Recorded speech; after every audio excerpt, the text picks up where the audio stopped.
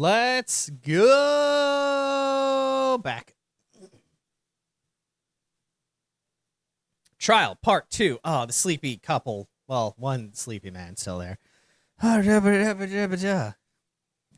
have considered the defense counsel's request for further summation examination of the jury, and I deny it. And I have determined that the court must uphold the defense's judicial right. Yeah. Man, I'm glad that the judge seems fairly competent in this game, at least. So, counsel, you will now proceed with your second summation examination. I presume the jury is ready, Mr. Foreman? Picture? Oops. Sorry. Okay, we're good. I'm sorry. I totally... Man, I'm glad you said something, because that would have been really awkward. Especially since I'm recording this for YouTube. We are, my lord. Very good. In that case, I must ask each of you now to state clearly and concisely for the court the grounds on which you find the defendant guilty of this crime. Every last one of them. Hey, he's Japanese. He looks kind of sneaky. I don't like his hunchback. I hate Asians. I don't know. Like, these people are all very racist. The accused left behind evidence at the scene, didn't he? Those 3 books of his. If there was some novel alternative explanation about how the victim was stabbed, I might reconsider. Even if the woman was throwing books, it can't be related to this crime if the window was closed, can it? But dearie me, it was only a little book, hardly life-threatening, even with a direct hit. Look, I just want to get this over with. If I don't bring home some pay tonight, I'll be in a tidy bit of trouble. Oh my god. Okay. Here is my deduction. She was throwing books, and she hit the chick with a book. Chick picks up book to look at it and be like, where did this come from? And then wife throws a knife, and it flips out of there, stabs into the lady's back, and she falls to the ground, and Mr. Man just happens to be right there. Bam. Case closed. Send that lady to jail for throwing knives at her husband. Look, I just want to get this over with. If I don't bring home some pay tonight, I'll be in a tidy bit of trouble. Come to think of it, we had a fire at home a while ago. It gave me the sneezes. That's great. Good to hear. Yes, considerably more tangible arguments from all members of the jury this time around, it seems. With one notable exception, of course. My learned student friend was unable to find fault in the previous witness testimony. Shut up. So the court must accept the fact that it was indeed the accused seen fleeing from the scene. And moreover...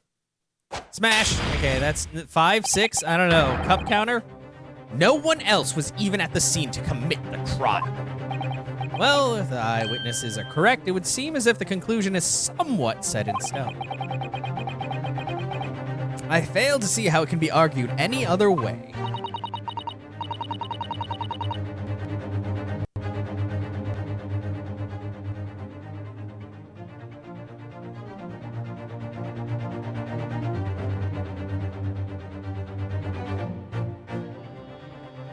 That means, I'm afraid that during the summation examination, it's essential that you establish some other tangible explanation for the facts.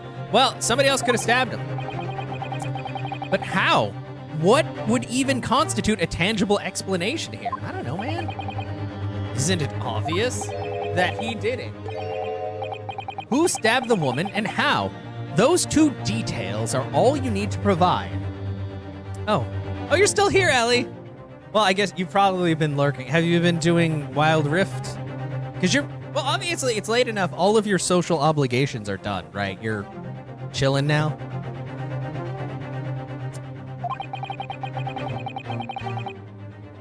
Simply give us a name and a method by which the attack was conducted. And there I was thinking this might be hard. But, Mr. Naruhodo, you have to do it. Otherwise, this really will be where the trial ends. Ugh, no pressure. There's always pressure. Just deal with it. That's quite enough preamble. Proceed with the summation examination, please. I presume you are prepared, counsel? Oh, yes, my lord. All right, Inosuke, focus your mind now. Slap, slap. Okay, cool. The slappies are back. Clearly, a key to this summation examination is going to be juror number 4, the maid. Or should I say, Miss Garadeb. We have a book that disappeared from the Garadeb's house on the evening of the incident, and the 4th book found in the victim's hand. Must be a way to link the two. Yes, that's what we have to find, using every technique I've learned in my short career so far. Whatever it takes. Okay, cool. Don't forget to keep an eye on Miss Garadeb and how she reacts, even to the things other people say. Okay, so now it's reaction time. I don't think you're supposed to be gripping that sword like that. The defense's rebuttal, yep. The accused left behind evidence at the scene, didn't he? Those 3 books of his. You said there were 4 books? But as we know now, there were 4 books, not 3. Well, what difference does it make? Excuse me. Oh, no, I didn't want excuse me. If I may, juror number 3. Shit. Oh, can I help you? Do you have something to say about the last statement? No, not really. Rather like how the accused wouldn't have had a reason to take the long way home from the bookshop. That wasn't even slightly what I asked. People look at me and I think I'm an agreeable sort of fellow, but I think I'm quite contrary, actually. Wow. Get out of here with that bullshit. Good to know, yeah. Okay, that's not what I was trying to do. Okay, hold it. But as we know now, there were 4 books, not 3. Okay, let's keep going. Yes. Okay. Pursue. Okay, so yeah, I just gotta. Sorry? Well, at that point, the woman was stabbed. This landlord fellow was at home, wasn't he? Enjoying a fiery scrap with his wife or something, you say. That's not exactly how I put it, no, but go off, King. Well, anyway, the point is, the fellow and his wife were somewhere else when it happened. What? Huh? What? I think that's what you call a strong alibi? So it couldn't have been the landlord who did it, which leaves the Nipponese fellow. Honestly, I can't see what all this palaver's about. It's a done deal, isn't it? I suppose it is, since I have nothing witty left to say. Okay, next, please. There's some novel. Okay, hold it. So you might be willing to change your decision, you mean? Oh my, such delight on your face, but I'm afraid I shan't be swayed by emotion. Despite what you may think of me, I'm a very modern, metropolitan, and rational woman. I was like, did somebody... That was just flashies. Nobody actually got in trouble. That's great.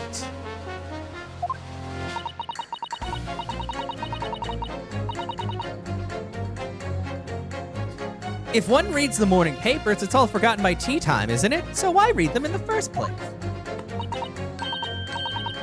You see, modern, metropolitan, and rational thinking, wouldn't you say? Okay, so basically you're just brainless. And not at all extreme. As I see it, an overwhelmingly suspicious Japanese man has been implicated by an overwhelmingly strong testimony. He's not. Why you can't? That make it suspicious. So despite 1 or 2 minor puzzlements, I do declare that the man is overwhelmingly guilty. Yeah, everybody seems pretty cool with that.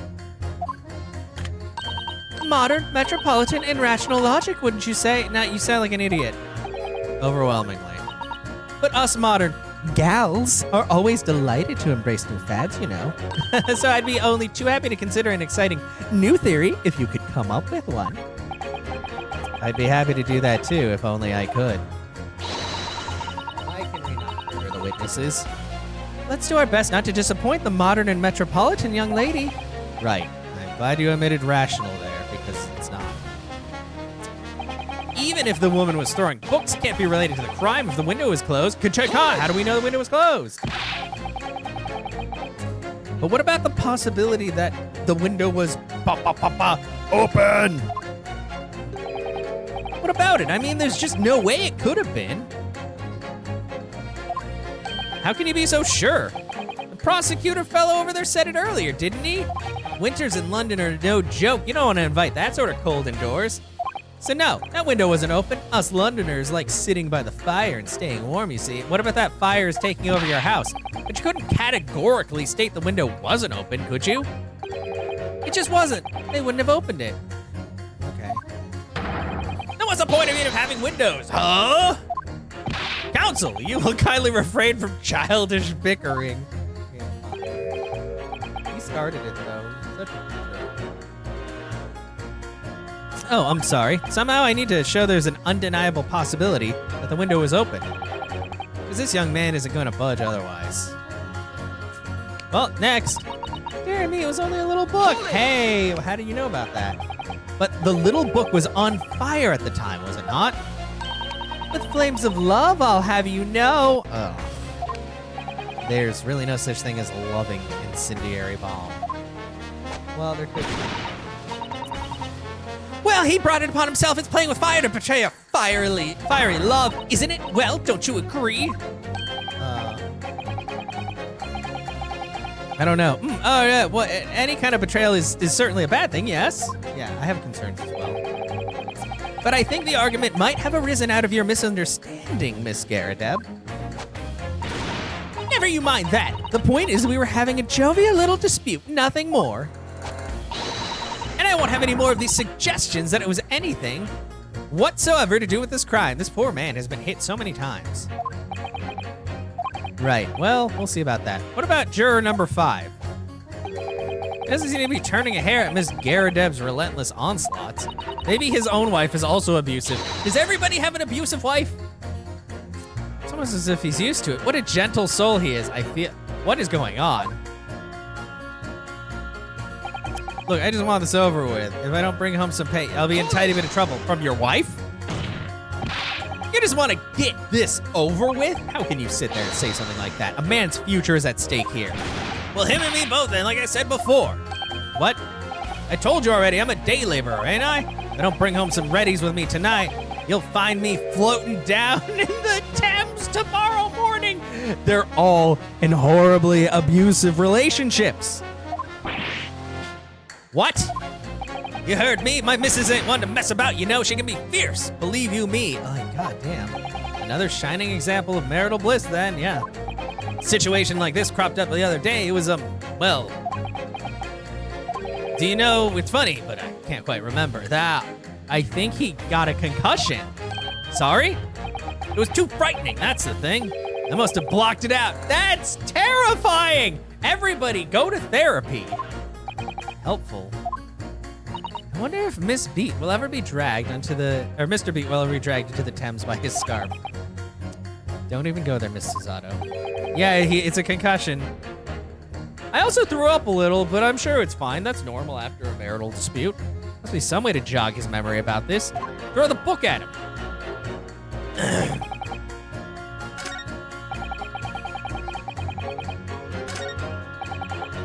Hold it! Fire, sneezes. Yeah, she'll do it too.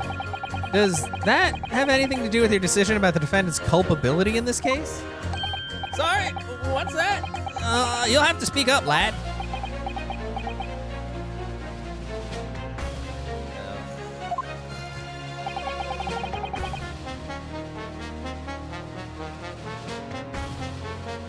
Could you tell us more about that fire? It was last winter. My grandchildren baked me a lovely cake on my birthday. It had 75 candles on top. It did. What a sight to behold it was. That's a lot of candles. You put candles on a cake? What was it, some kind of devil worship? Oh yeah, I forget. Wow, really hammering in these Japanese ideals. Yeah, that's a torch. Of course not. It was an angel cake to celebrate my birthday, obviously. Seems that it's a common custom here in Great Britain, Mr. Naruhodo. Anyway, I mustered all my puff to blow them out. Only I must have blown wrong somehow. The flames didn't go out, but the candles went flying all over the room. Wow, that man's got some pipes. Furniture caught and everything went up. The whole place was filled with smoke. Definitely sounds like devil worship to me. And by the sneezes, I presume you mean a cold. how did you catch cold from a fire? Because we opened the window. What a fiasco it was. The grandchildren, bless them, threw water over me as they tried to put out the flames. And then, because the whole room had filled up with smoke, of course, we had to open all the windows to clear it. Why does nobody on this stand have any common fucking sense? The windows. The biting winter air rushed over me like the devil dancing on my grave, it did. I caught a terrible cold from it. It put me in the hospital for a while. I won't forget that birthday in a hurry. Wow, I knew it was devil worship all along. Something about this old man's story is playing on my mind because it's the fucking solution to the whole problem. Need to demonstrate who, apart from Mr. Natsume, could have attacked the young woman on the street, as well as how he or she did it. Yes, but once again, the jurors' statements are full of personal prejudice. A lot of them seem convinced that they're right, even in the face of logical arguments to the contrary. I think you're gonna need to pit them against each other. Yep, okay. All right, I'll see.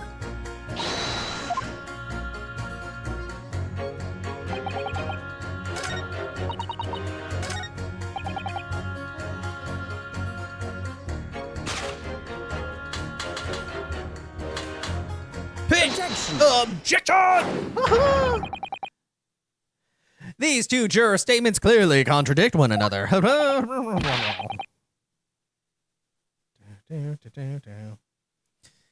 They do? How exactly, counsel?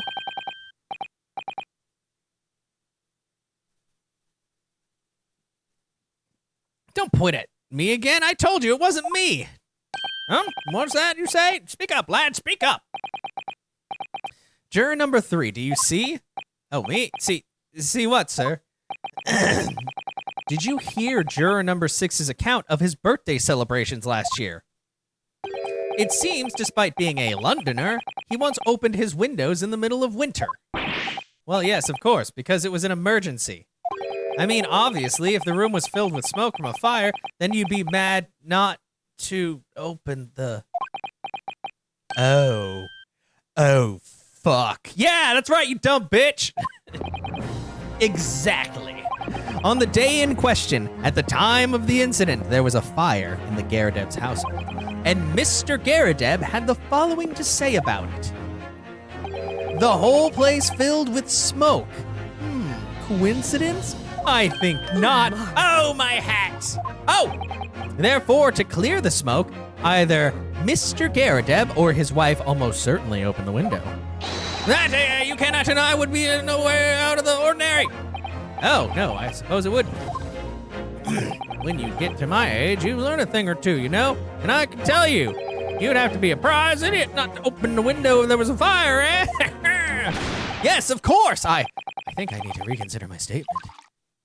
Yes, please do. That's a step in the right direction, I think. Yeah, because she's pissed as shit. The window could have been open when the woman was throwing the books. I mean, it's definitely a possibility. Okay, so we're gonna press, and then I think she's gonna react. No, so yeah.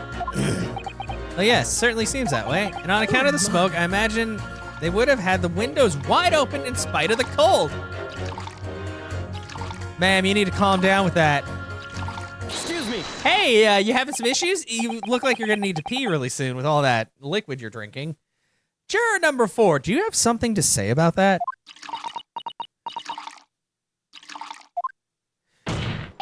Ms. Garadeb. Don't dare me. What is the meaning of this? How dare you imply that I'm hiding who I really am? It's imperative that you confirm something for the court. So please, it's time to drop the pretense now. What is it? When the fire started in your house in that day, did you or your husband open the window? What? I beg your pardon? What are you insinuating? The room would have been thick with smoke after the carpet and bookcase caught fire as they did. In a situation like that, it's inconceivable that you wouldn't have opened the window. And what if we did? Oh, all right then. Yes, you're right. My husband was frantically trying to open the window, which can't have been easy since I continued to give him a justly deserved book battering. Even though your house was on fire. Oh, you never stop throwing until the anger subsides. It would be terribly bad for the nerves to do otherwise. My God, they have problems. Of course, I should have realized. That's a significant step forward, Mr. Naruhodo.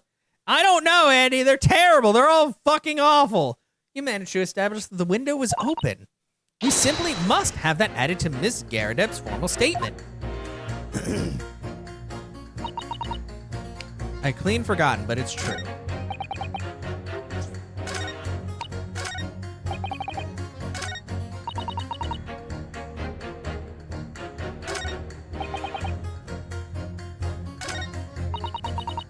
I'm trying to think of how would this work?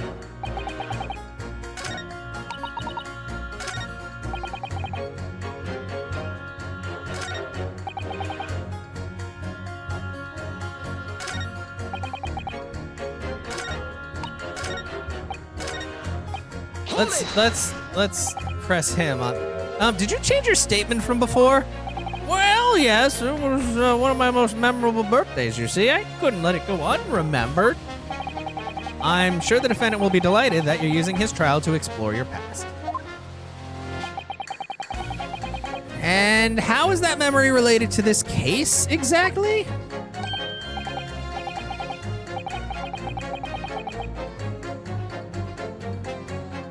Sorry, what's that? You'll have to speak up, I'm afraid. Never mind, he's as deaf as a post when he wants to be.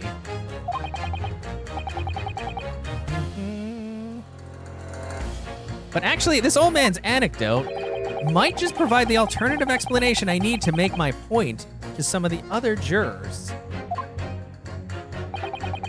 We used unlit candles on my birthday this year. It's safer that way. Yeah, wow, cool, good job. So the window was open when the Garadebs were arguing that day. Yes, Ms. Garadeb finally admitted to it, which is a very significant victory for the defense. Okay, so I gotta pit the old man against someone else?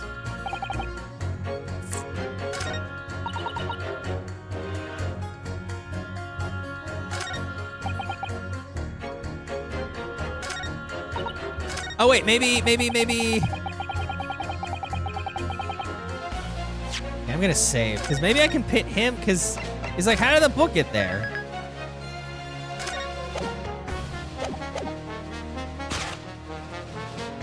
Objection! Oh wait, no, they don't contradict each other. I'm sorry, but as foreman of the jury, that's complete nonsense. What? I'm a banker, don't forget. Oh, shit. Okay, well, ow. Okay. Okay, fine, jeez.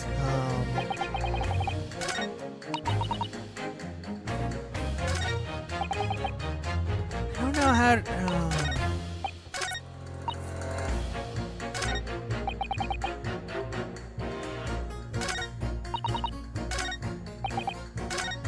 Unless I pit her with him?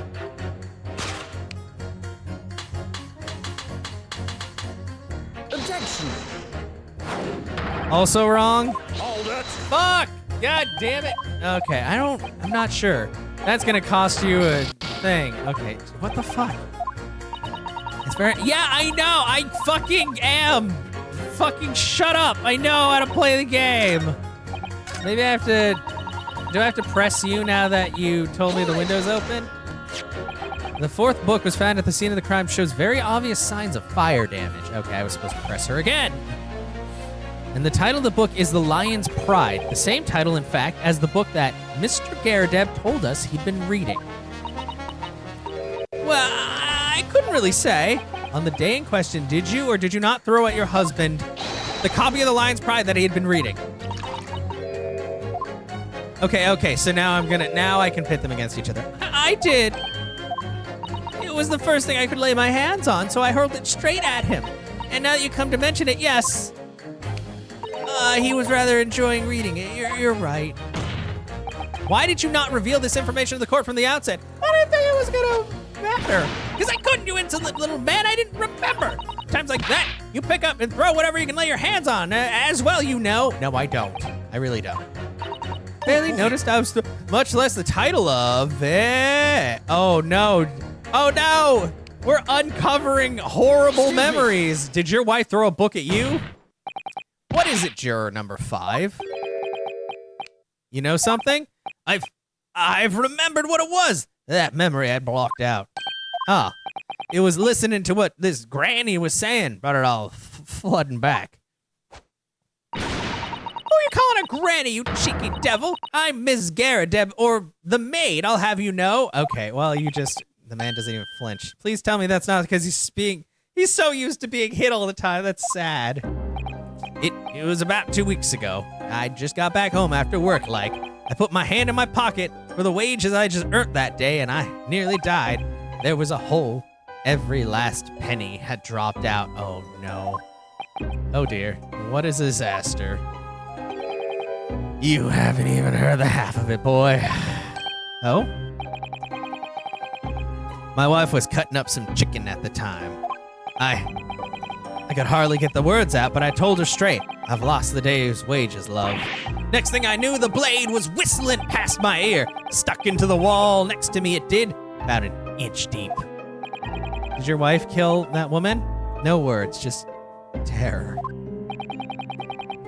You're finally back! I was about to say, because I was tied to Zunder, I was like, what is going on? It's like almost 11. I could smell it then, you know, that god-awful stench of the Thames.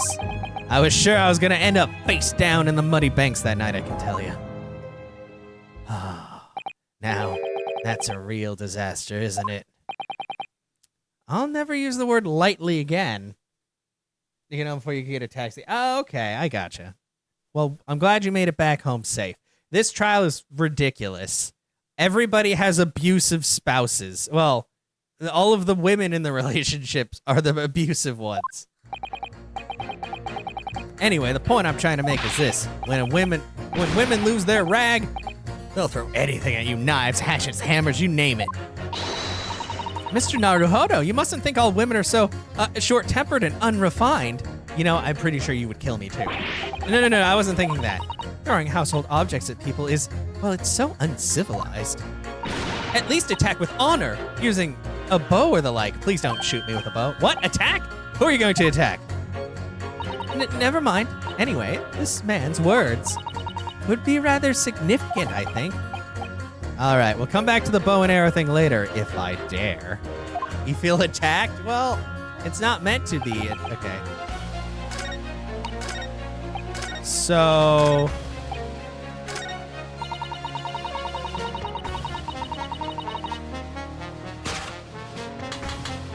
Objection! Oh my god, it really is! Those two statements clearly have a deeply significant connection. Who was a mad lady and threw a knife into the back of this other lady? Good grief, you mean they don't contradict each other? Explain, counsel, at once! Juror number 2, do you think perhaps that this could be one such novel alternative? Oh my, whatever do you mean? An alternative explanation as to how the victim was stabbed in the back. What are you talking about? We've demonstrated that the 4th book, The Lion's Pride, that was found at the scene of the crime, originated in Miss Garadeb's room on the top floor of his house. Therefore, it's equally possible that some other object besides the book could have found its way from the Garadeb household to the street below. I knew it! Called it! Oh, I swear to God, if it's actually what I think it was, I'm gonna be fucking ecstatic. What's that now? After all, Miss Garadeb could have thrown any number of different objects at her husband. Isn't that right, juror number 4? What are you insinuating now, you little beanpole? I'm beginning to think that ever since the true origins of the book came to light, perhaps she's had a feeling this might be what happened. Now you listen here, you Eastern Gala. As a foreman of the jury, I demand a straight answer. You give us this yarn about some other object making its way out the house, but what? What was it? I'm really taking a big gamble here. That was a bold accusation to make, but I haven't any real evidence to back it up. But I'm certain that at the very least this warrants further investigation. Maybe she threw it, and the reason why the tip is chipped off is because it hit something, rebounded off, and then landed in this lady's back. All right, Mr. Foreman, I'll try to explain the defense's theory in small words. The other object that found its way from the Geradev household to the scene of the crime was this fucking jacket. Oops. Take that! Juror number 4, Ms. Geradev. What? Oh, what now? I must apologize in advance for this, but I need you to confirm something else for the court. This knife. Have you ever seen this knife before? Ah! Good Lord, Counsel, what on earth are you doing? That's the weapon that was lodged into the victim's back, man! No! My lord, remember that when the victim was attacked, Mr. and Ms. Geradev were in the throes of an argument. Ms. Geradev was hurling anything she could at her husband, who had been backed up against a window that had been opened to clear the smoke, and through which a book sailed to land at the crime scene. You can't seriously believe that. The book was found in the victim's grasp. Are you saying that it flew out the window and across the street to land neatly in her hand? Huh, even my missus hasn't got aim like that. Oh. Yes, I admit there are many details we don't yet understand. But that's the point. That's precisely why we must not allow this trial to end. Not right now. Oh my. Aye! Ms. Geradev, your answer please. Have you seen this knife before or not? Oh, yeah, that's your husband's knife, isn't it? Oh my God.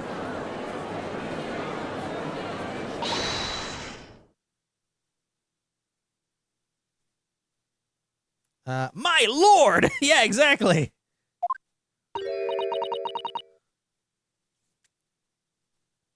I wish to change my decision. I'm a woman of my word, after all. Thank you, madame. Yes, I agree. I certainly didn't see this coming, but, I just don't think it would be right for this trial to come to an end now with so many unanswered questions. Mr. Foreman! I'd have to agree. Not that I think the granny didn't mind. Yes, you know what? I'm not quite happy with this decision either. All together now, ladies and gents. Not guilty! Wow, okay. Well, that ended in a way that I wasn't expecting at all, but I kind of... Oh, we did it!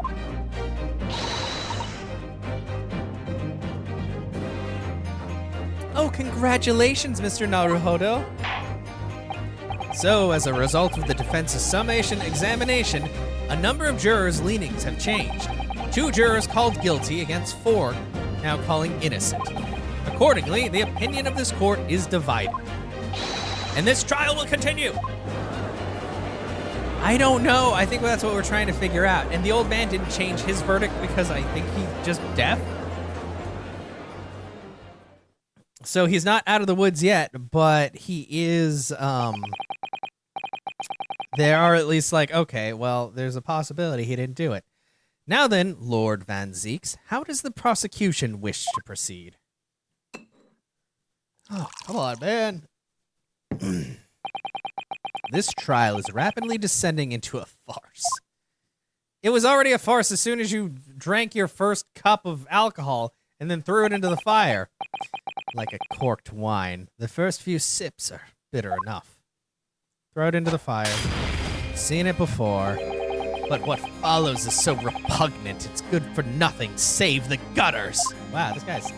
If I may, Lord Van Zeeks, the defense has just put forward a credible alternative explanation for what happened. Yeah, like, dude, it actually makes a lot of sense.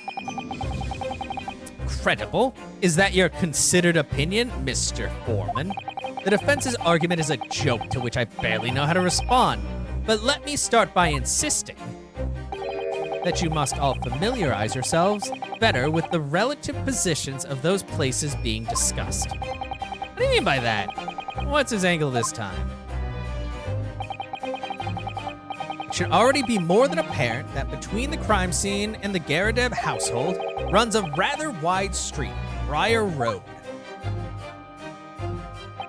Which means that the distance from the Garadeb's house to the scene is some, yes, 15 yards. Yeah, but aren't they up on like the 4th floor or something?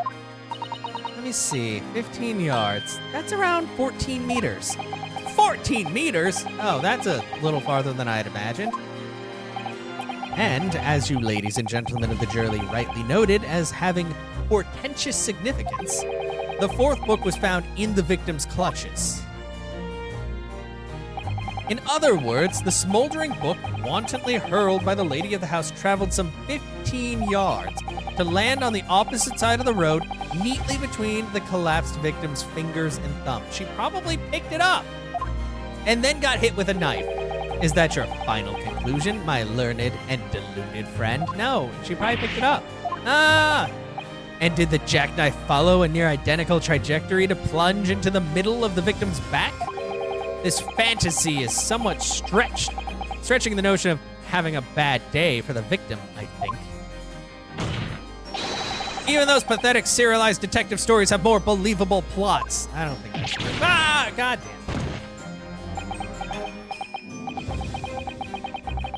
There's nothing I can say to that. That prosecutor loves the sound of his own voice. He sure does. Miss Susato. Serialized detective stories are pathetic, are they? How dare he? Maybe let's pick our battles here. Yeah, that's not. We probably shouldn't focus on that. My lord, might I be allowed to speak? As judicial assistant, you may speak for the defense. Yes, go ahead.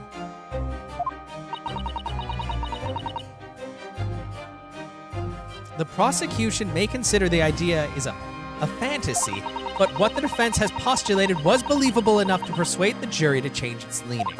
And as such, the court has a duty to explore this alternative explanation as thoroughly as possible. To that end, juror number 4, Miss Joan Garadeb, must be called to testify and submit to cross-examination. Saints alive! Cross-examination of a juror? Yeah. Well, she's also kind of possibly a murderer. Order, order, order! Well, this is highly irregular. It is unprecedented for a member of the jury to be summoned to the witness stand. Objection! Oh, come on, get out of here with your fancy shit. Yeah, throw your bottle. And unnecessary. Lord Van Zeeks? There are already witnesses in the stand whose testimony the defense may further cross-examine. If my learned friend's farcical theory has any truth in it, then both a burning book and a jackknife must have flown through the sky before this couple's eyes. And we must assume they would be able to testify accordingly. Get rid of them. I hate them. What say you, witnesses?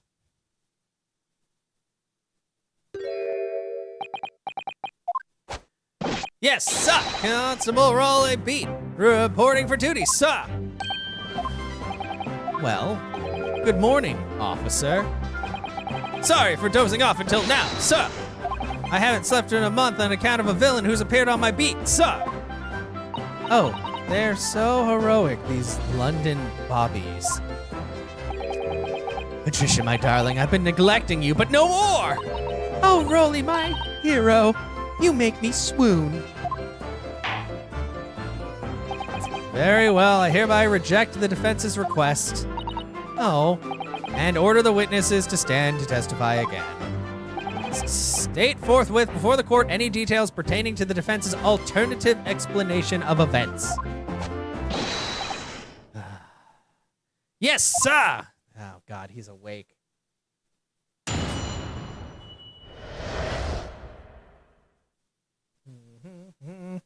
Constable Beats report. This case has nothing to do with Mr. and Miss Garadeb. Believe me, a London Bobby is good for his word, even one that's narcoleptic. You see, sir, the windows on the top floor of the Garadeb house are top-hinged casements. Obviously, if anything had been thrown out the window, we would have seen it. I did leave the scene and go fetch help, but my trusty Rolly was here to make sure nothing was disturbed. You said he was fucking face down asleep in the snow. He didn't see shit. I didn't take my eye off the crime scene for 1 moment. Sir, nothing strange to report on that front. Sir, you literally just said he was sleeping. You literally said he was asleep. Well, this is quite startling. Top hinged casement windows. That detail was not in the police report, Constable. Yes, I'm sorry about that. I must have been a little drowsy. You cannot excuse your sins with drowsiness every time, Constable. No, sir! I'm sorry, but what exactly is a top hinged casement window? And you. You cannot excuse your ignorance with such trite remarks, my learned friend. We don't have those in Japan, okay? Of course, sorry. I found it, Mr. Naruhodo. Wow, that's a really helpful book. Cast your mind back to the windows in Mr. and Miss Garadeb's room. All right, I'll try. Da-da-da. So the window opens in order to allow air to circulate inside the house. Oh! But as it's a top-hinged casement window, it swings open along the upper edge, you see. Oh, so it wouldn't actually allow for something to get thrown straight out? I'm glad you've rectified your ignorance. A casement window's most prominent feature is its stay, a metal bar which prevents the window from being opened beyond a certain amount. It prevents it opening? This is all news to me. Oh, shit. Absolutely correct, sir. In other words, if a book or knife were to have been thrown through the open window, it would have clattered against the pane and fallen straight down to the pavement below. You see the problem then? Good. Your education in Windows is complete. There's never any possibility of either the book or the knife traveling 15 yards over the road. That is, unless the window pane had been shattered, something we've discounted already. That can't be! It's dramatic. I do get kind of tired of seeing that every time, I'm not gonna lie. Do you see that, Rolly? The young Japanese man just collapsed in agony. Oh, yes, my darling, I saw it. I saw how he crumbled before me. What the fuck is this? Oh, Rolly, you're so strong. I love it when you beat up minorities. How is this happening? I haven't even started my cross-examination yet, and already my argument's been destroyed. As always. It just couldn't be an Ace Attorney game without that going on. Counsel, could you drag yourself upright again? The court awaits your cross-examination. Fine. My lord. Oh, good. Another desperate situation. Cross-examination. Constable Beats report. This case has nothing to do,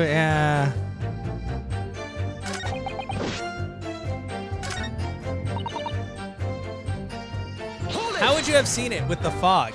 You said it was 15 yards. But according to my notes here, the sun had gone down already. It was dark. Oh, but Rolly and I were strolling along gazing at the night sky and looking for our lucky star.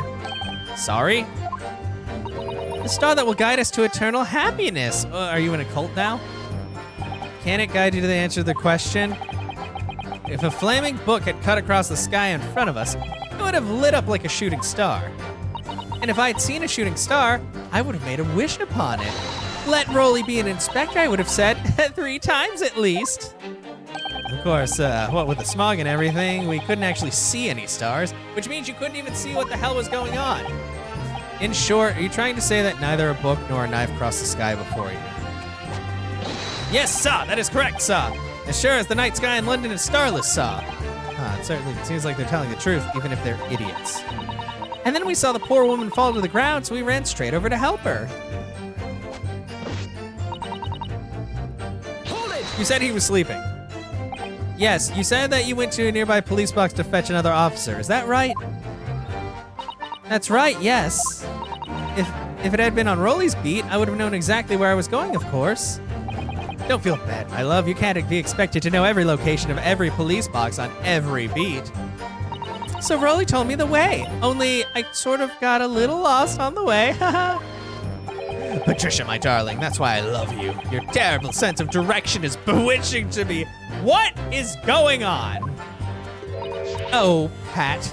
Oh, Rolly. Oh, just fucking kill all of them. Throw them all in the dungeon. Oh, please. So I suppose I was gone for about 15 minutes. That's a long time.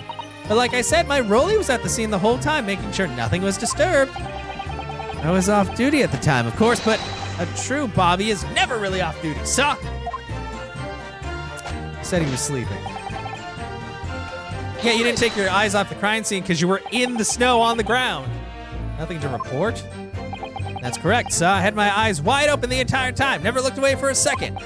No one else approached the scene and nothing was removed from it. I can swear that on the yard's honor, sir. Really? That seems a little strange. Beg your pardon, sir? Strange, sir. Seems altogether regular to me. This burnt copy of the Lion's Pride was originally in the Garadeb household. So the question remains, how did it find its way into the hand of the victim? Can you shed any light on that, seeing as you were at the scene of the crime the entire time?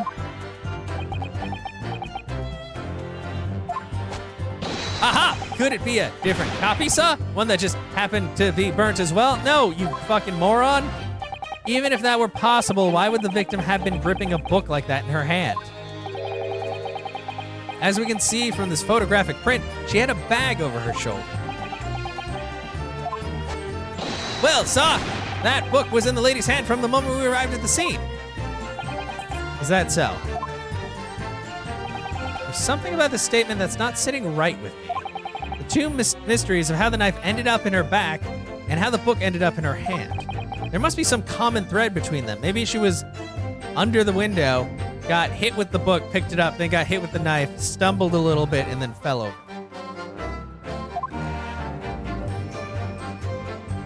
So sorry, Mr. Naruhodo. I had no right to speak out. What do you mean? It's fine.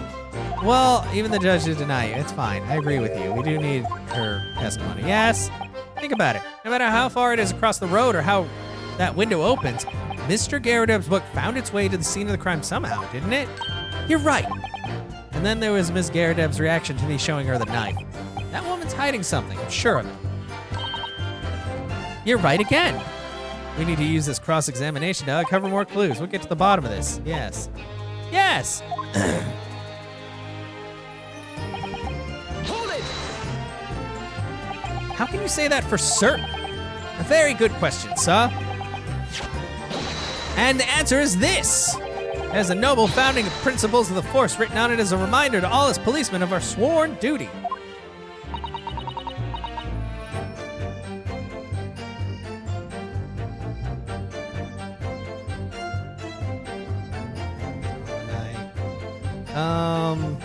Yeah, it's your line. Showed us that before, didn't he? Did he? Can't say I remember. To patrol the streets of London town and uphold the peace of the common man. It's what the job's all about. And that's why I can't stand here today beside my long-suffering wife and tell you if Bobby's good for his word. Well, rubbing my tired eyes admittedly. So. Oh, Rolly, you're so manly. Of course I am, my darling Patricia. Oh, Pat. Oh, Rolly. God, please stop. No, none of this is what I want. I mean, how can you say for certain that this case has nothing to do with Mr. and Miss Garadeb? Ah, I see, sir. You should have said so earlier, sir. I asked that's what I asked, dumb bastard. Yes, well, so could you answer the question? That was a waste of time. Absolutely, sir. I will answer it to the fullest of my ability, sir. There's a surprising reason why Mr. and Ms. Garadeb's domestic dispute can't be related to this case. Oh, because of the wind. Before I get to that, sir, just one thing. Yes? I'd very much like you to, and all your countrymen, to understand the great British institution of Scotland Yard. So I hope you'll take back some tales of us London bobbies and how we uphold our guiding principles. No thanks. I don't want that at all. Please stop.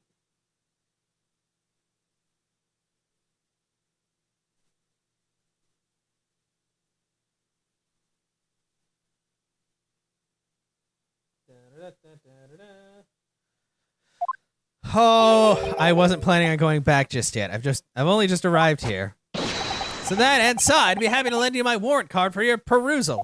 But I must warn you, you won't be able to get through it without shedding a few tears. Thank you. I'll try.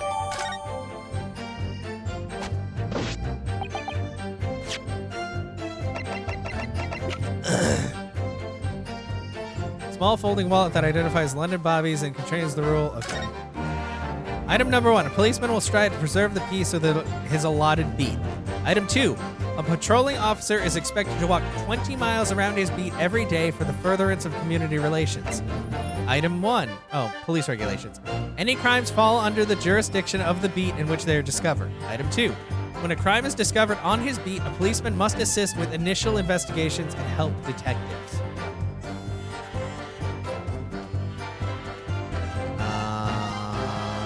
It wasn't on his beat. Where's the other guy then?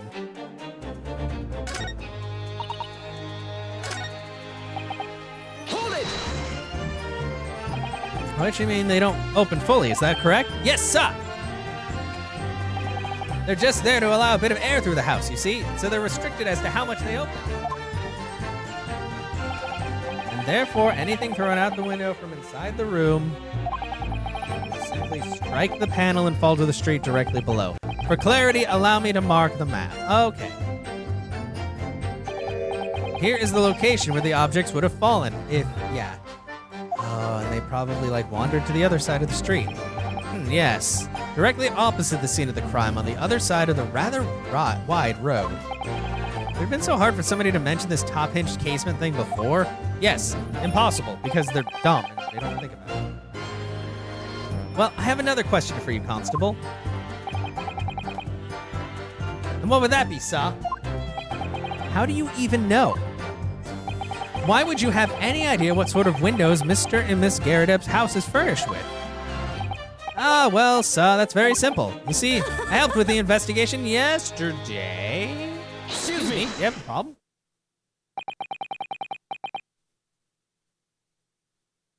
Do you have something to add, Miss Beat? Oh, oh, sorry.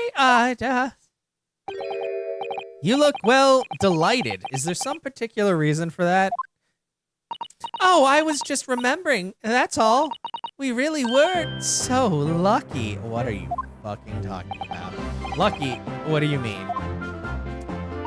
Well, of course I feel terrible for the poor woman who was attacked. Don't misunderstand me, please. But we were just so lucky it didn't happen on Rolly's beat. He was so close, you see.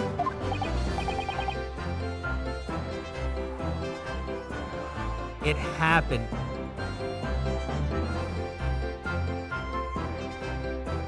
It did happen on Rolly's beat.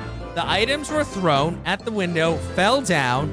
They picked up the book. The knife hit them in the back. They fell over.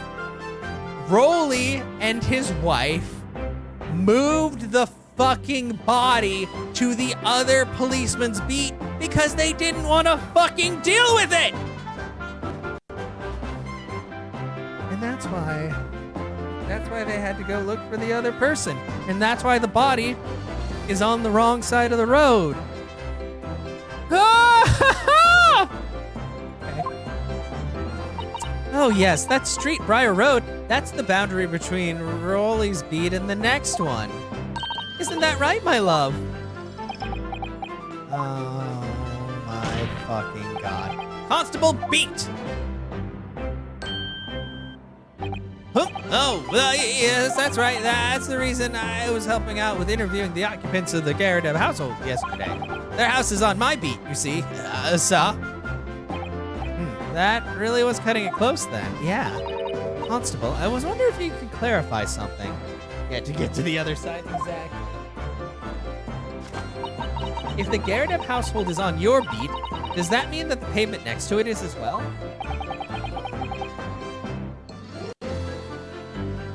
Outside Mr. Garrideb's house? Yes, ma'am.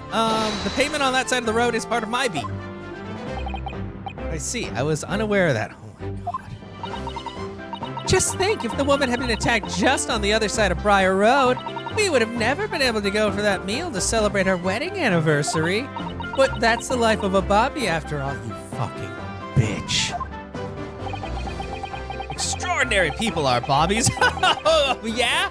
Yeah, you fucking think so, Judge? Tirelessly working for the benefit of all Londoners. My God. Do you know what I think? I think it was the good Lord's way of rewarding my Rolly Frontley's hard work. Fucking kill them. Kill them. Don't you think so, my darling? That must be it, Pat, my love. That must be it. Perhaps we should make sure we have that information officially on record. Leave it to me, Mr. Naruhodo. I'll take care of it immediately. Okay. And now it's my turn, I think. Can I ask you something? Please, Mr. Lawyer, sir. Oh, yes, of course. What is it? You're doubting. Oh my God, she's doing the stupid thing again. I can tell. What? What? Yes, I am doubting you. Because you're a fucking conniving bitch. You and your stupid husband. Please, just because I'm a woman doesn't make my testimony any less valuable. I want to strangle this woman. You might just see me as the wife of a policeman, but I'm a woman of my word, I am. I really don't remember ever suggesting that I doubted you. No excuses, I don't want to hear it. Any voice, or my voice will be heard. My lord, you'll let me speak, won't you? Yes, Miss Beat, I will allow you to supplement your testimony if you so desire. Sometimes the path of least resistance is the stage one. That was a very loud one.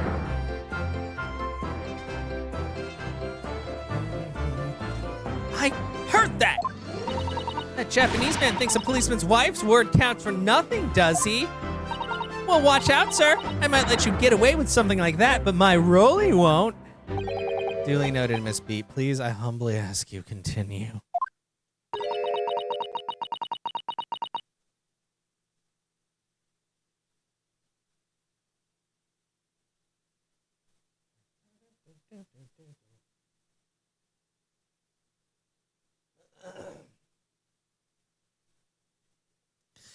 What could she possibly be about to say, I wonder?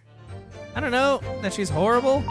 I know what I saw. My eyes never let me down. My sense of direct... Okay, hold it. Oh my God, so she probably thought... Oh no, maybe she might have thought that it was on the... she might not know that it was on his side of the street. So he's probably the mastermind. She's still really dumb though, and I hate her, but... Oh my fuck, it just keeps getting worse and worse.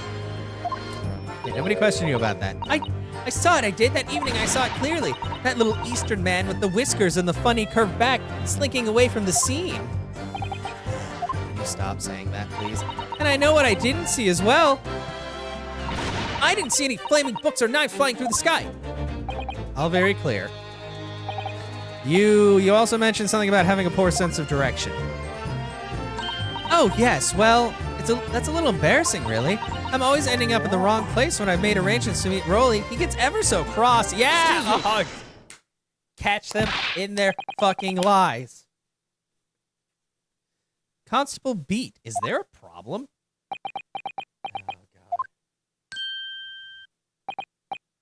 Oh, God. No, sir. No problem, sir. I think there's a fucking problem, sir. Did your wife's remark just now bring something to mind, perhaps?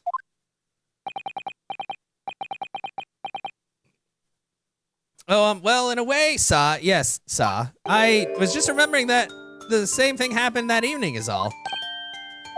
You mean Miss Beat lost her way on the night of the incident? Well, you see, I sent her off to find a police box in the next beat over from mine. But she was gone a fair bit longer than I was expecting. Thought she'd be back inside 10 minutes, but my darling was gone for a good 15. Oh, Rolly, you're such a tease. What? Shut up. The reason I was so long was because of the bouquet, silly. The bouquet? Sorry? What bouquet are you talking about? Oh, it was a present for our wedding anniversary. Rolly's so romantic. He saved up for it with the farthings and halfpennies he found in the gutter while doing his rounds. Sad. Yes, how romantic. I'd forgotten all about it up till now. Had you, my darling? Ah! Oh, no, yes, but that was just between us. No talking about it to anyone else? Darling, You have to promise. Really? Oh, what? What was that all? Yeah, that's weird. Constable Beat looked very obviously troubled during that exchange. Like, Jesus Christ. I'm afraid I can't offer any useful insight, Mr. Naruhodo. But I'm quite sure of one thing. We have to ask him about the bouquet. Yep. Miss Beat, this bouquet you just mentioned. I'd like you to add details about it to your testimony, please. Oh, really? Yes, I'd love to. Oh, my gosh. I dropped my bouquet and ended up losing my way for a while. Hold it! You mean you dropped the bouquet at the scene of the crime? Yes, that's right. Oh, I was so upset. When we ran over and saw it was a woman with a knife in her back, I was so shocked that I dropped my bouquet Broly gave me. It was in a dark spot where the streetlights weren't casting any light, so I didn't notice at first. If you dropped your bouquet, there would have been flower petals next to the body. And then you went to the police box to report it to the policeman whose beat was on it. Yes, and I came back to the scene together with the other constable, you see. That's when I spotted my bouquet again. But the funny thing was, when I went to pick it up, it was nowhere near the victim's body at all. In case you need reminding, Miss Beat, the victim is not deceased. I was all flustered for a moment before I heard a voice calling me from the other side of the road. Your husband, presumably. That's right, silly me, I'd gone over to the wrong side of the street. No, you didn't go to the wrong side of the street. You went to the right side of the street. Although I'm going to blame the bouquet this time. I can't think of how it got there, I really can't. So the bouquet somehow moved from one side of the Briar Road to the other. Curious indeed. Curious, yeah. Yeah, it was like a couple days ago. Isn't it? But the worst of it is, I forgot to pick the bouquet up again when we left the scene. That beautiful rose Rolly brought me. With that change from the bought me from the change of the gutter he spent so long collecting. Bye, bouquet. Do you mean perhaps this sorry, solitary rose? Oh! Oh, yes, that's it! The bouquet Rolly bought me for our anniversary with old bits of change he found in the gutter. God, Jesus, stop hammering it in. Maybe just call it a rose. Tell us, Lord Von Zeeks, where did you come by the flower? According to the report by the police officer in charge of the crime scene investigation, it was found on the edge of the pavement in front of the Garadeb household. Fucking course it was.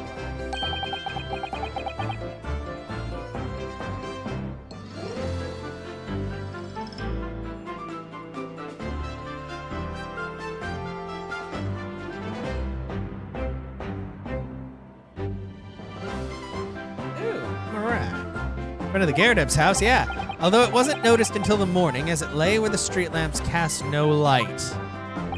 It was believed to be of no relevance to the case since it was found on the opposite side of the thoroughfare. Oh, thank you, sir, thank you. Could I have it back now, please? It's evidence, sorry. No, I think for good measure, this rose should be added to the court record as evidence. Oh. The anniversary bouquet has been entered in the court record. A present for Patricia Beat from her husband, Rolly. The shock of seeing the stab victim caused Miss Beat to drop the rose where she stood. It should have had the little detail. He bought it with change he got from the gutter. But it's a symbol of our love. This man is a sham. An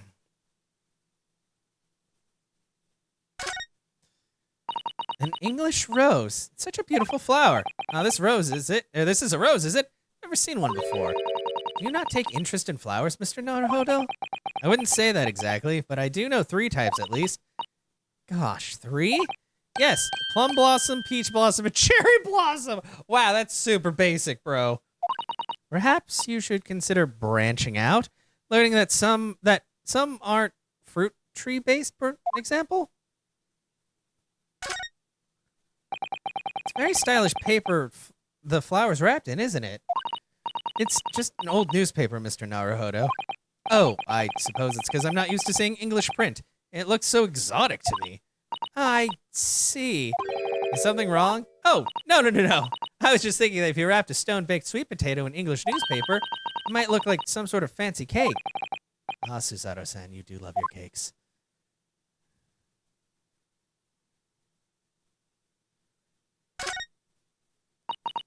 Oh. Okay, I guess there's really nothing more to it.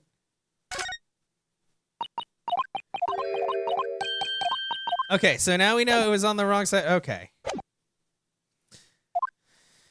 I want it back after the trial. Do you hear me? I want it back. Good grief. Rest assured that I'll do my very best not to forget, Miss Beat. Take my eyes off the crime scene for one moment, sir. Nothing strange to report on that front, sir.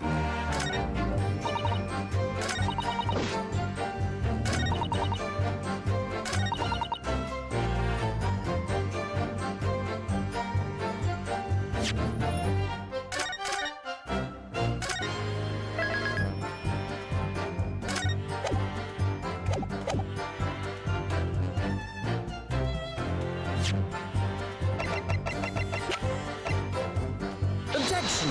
Ah, shit, that's not the right thing. It's clearly please don't mind. Shit, I fucked up. Okay, I thought the rose... Okay, I gotta think about this.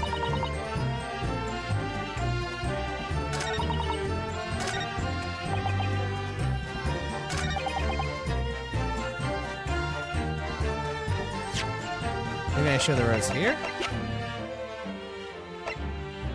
Objection! No.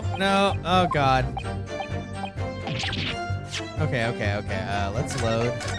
I'm trying to think of, like, because we got to make the connection between the fact that he moved the body, or not the body, but the lady.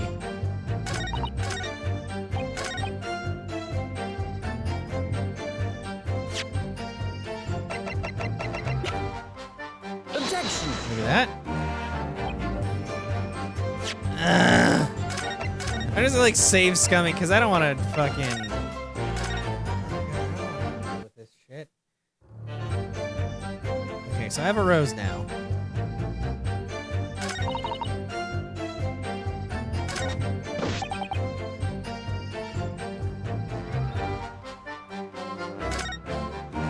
Ah, God, it's so annoying. Oh, the fourth book then of his just made sure. Okay. Someone else had been hiding something from us as well. I think it might. Oh, okay. This time, it's gonna expose the whole truth about this mysterious affair. Okay, is it still pressing though? Okay, it's still pressing.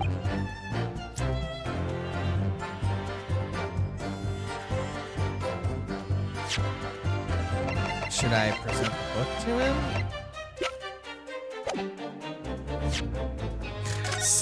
Sorry, guys. I'm just like, fuck, like, which piece of evidence?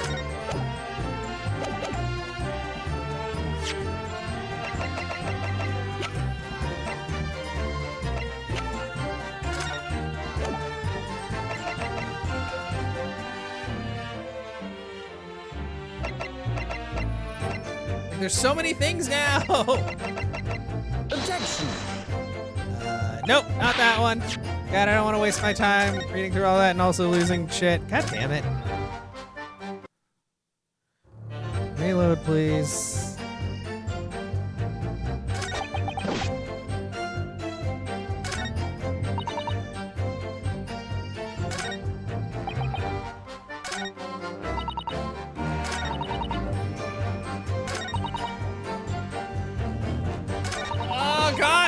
I don't know which evidence to show. There's so much fucking evidence. It's like, which statement am I supposed to fucking show it on? Ugh.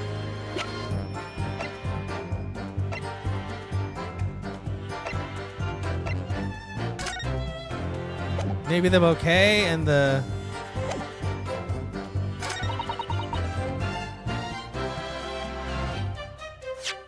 Maybe... Objection! Rules of conduct on the other side of the road. God, fuck. Options. Oh, God, this is actually aggravating because there's like so many different things I could use. Because they all point to other sides of the fucking road.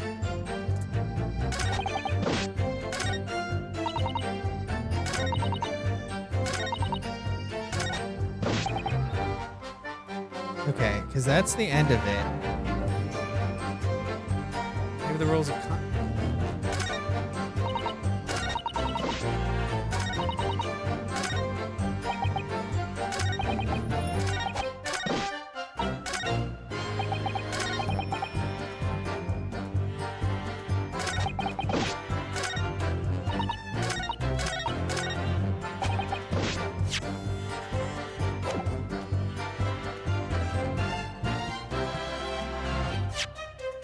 Oh my god, like... Objection!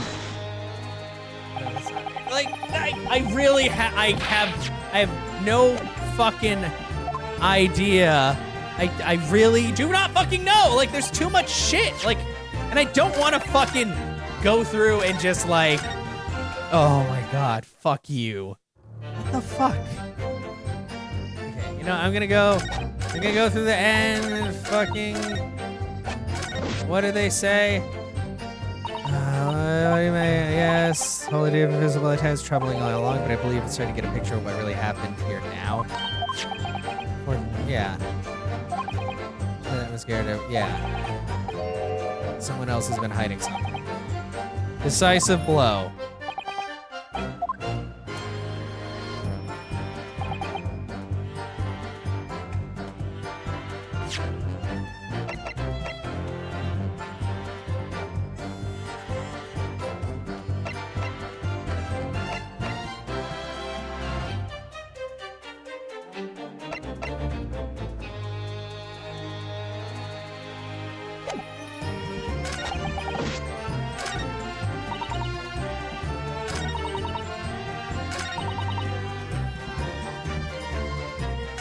I don't, you know what?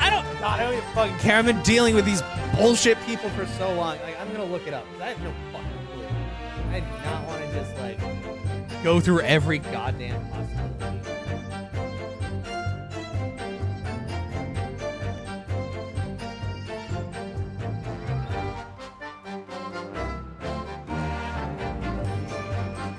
Like, there's so many different things I can try to, like, pin it on. But the game wants one very specific fucking thing. And I'm like, I don't fucking know. Jesus.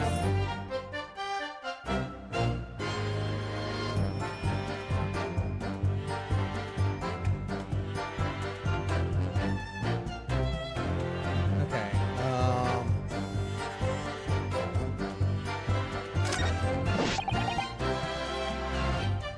Wait, didn't I do this though?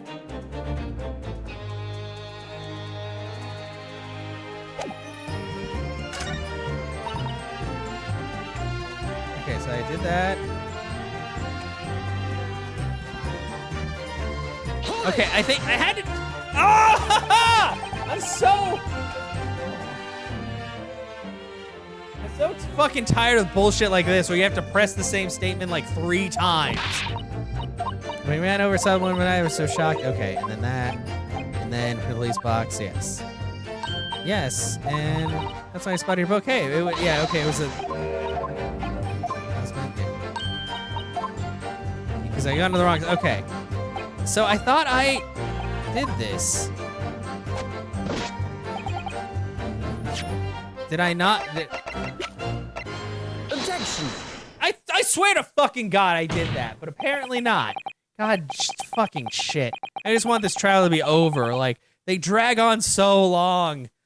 You claim, Constable Beat, that there was nothing to report in the 15 or so minutes you were guarding the scene. But that cannot be. Don't fall asleep, bitch. What do you mean to say? In your testimony just now, Miss Beat, you explained to the court that when you arrived back at the scene of the crime with the policeman assigned to that beat, the bouquet you had dropped at the victim's side was no longer anywhere nearby. Objection! Yes, on the opposite side of Briar Road to where the victim was attacked. But considering the size of the meager bouquet, if a single sorry bloom can be so described, no doubt it was blown in the wind across the street, back into the gutter where it belongs.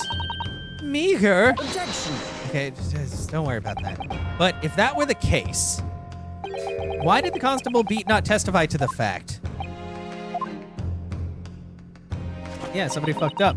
No one else approached the scene and nothing was removed from it. Constable Beat swore to that on Scotland Yard's honor. But the bouquet belonged to me. It had nothing to do with the case. That's why Rolly didn't mention it, I'm sure. No, that's because sadly, it's not only your bouquet we're talking about here. More than one thing in this case is mysteriously the wrong way around. What are you talking about? Think about it. Besides Miss Beat's bouquet, there's Mr. Garadeb's book. Mr. Garadeb's copy of The Lion's Pride, which was thrown out the window by his wife, would have struck the pane of the casement window and landed on the west side of the street. And yet, it was actually found here on the opposite side of the road in the victim's hand. Meanwhile, according to the testimony we've heard, Miss Beat's bouquet should have been dropped here at the scene of the crime on the east side of the street. But in fact, it was actually found here on the opposite side of the road in front of Mr. and Miss Garadeb's house. There's no logical explanation for those things, unless somebody deliberately moved them. I had to point out the bouquet on the final statement, which I swear I did, but I guess not. I think I pressed it on something else. What are you trying to say? The way you're talking, it sounds like you think my Rolly's done something wrong. Don't you listen to a word that scrawny lawyer says. Wittering on about books and bouquets, why should we care? It's nitpicking, that's what it is. Shut up. Oh, good. Miss Garadeb's coming. You might call it nitpicking, Miss Garadeb, but deliberately meddling with the scene of the crime is criminal offense. It's called, tampering, Mr. Naruhodo. But the person responsible for this tampering cannot admit to it for a very subtle but compelling reason. Tampering? You barely heard the term before. Tell us, my learned friend. Who would possibly have had cause to carry out such an elaborate deception? See, now I know exactly what to do. It was just figuring out where exactly to press something else. Yeah, they're all insane. Yes, there is someone who tampered with the scene of the crime that evening. All the evidence and all the testimony points to that one particular person. Counsel, I must demand that you substantiate this conjecture. Who are you saying is responsible for tampering with the scene of the crime? It's obvious. It's the one who has the most to lose. Oh, he's 23. He's so young. Fuck it, your life's over now. Take that! Obviously, there's only one person it could have been. Constable Rolly Beat, it was you! What? A policeman? Yeah, oh my god. Cops can be crooked? Who knew? Scotland Yard? Nonsense! Why would Rolly do something like that? There's no one straighter than my husband. No Bobby works more tirelessly for the people of London. Miss Beat, you said in your testimony that your husband asked you to go to a nearby police box to fetch the officer on duty. The 15 minutes you were absent from the scene is the only opportunity anyone had to tamper. You're making it up. It's nonsense. It's all lies.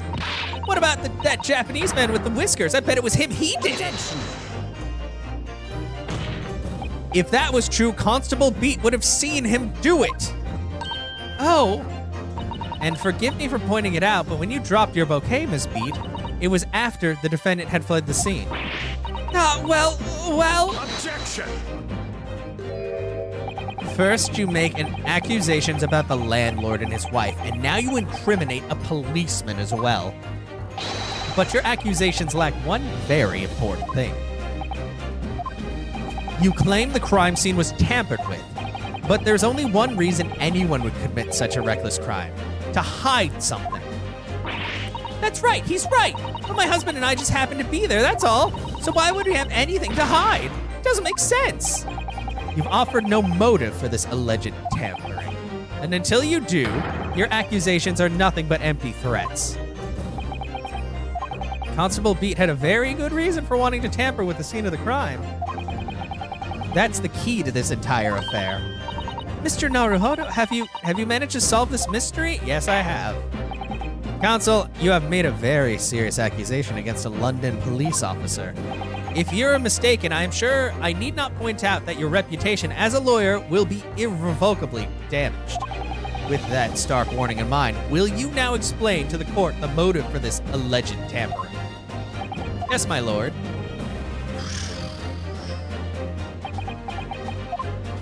Constable Beat's motive for tampering with this crime scene was to hide where the victim fell.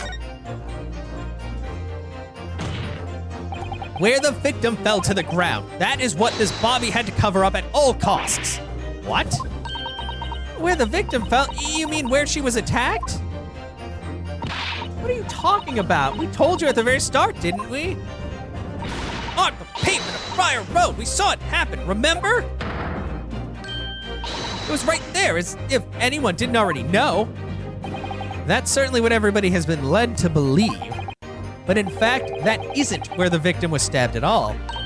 What? What? Yeah. I'm beginning to wonder where this tumultuous trial will end, counsel.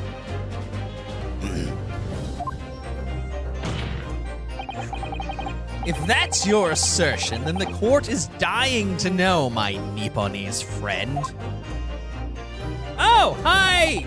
Zunder, welcome! Good job on the things that you accomplished today. I'm sorry that I only chatted a couple of times because of obvious reasons, but you made a lot of progress. Did you finish Zora Town? Where are you proposing that the crime actually took place that evening? I mean, it's right here, you dumb bitch. Take that! Thank you, friends of the fish. Very good. But that's on the opposite side of the road. I don't understand.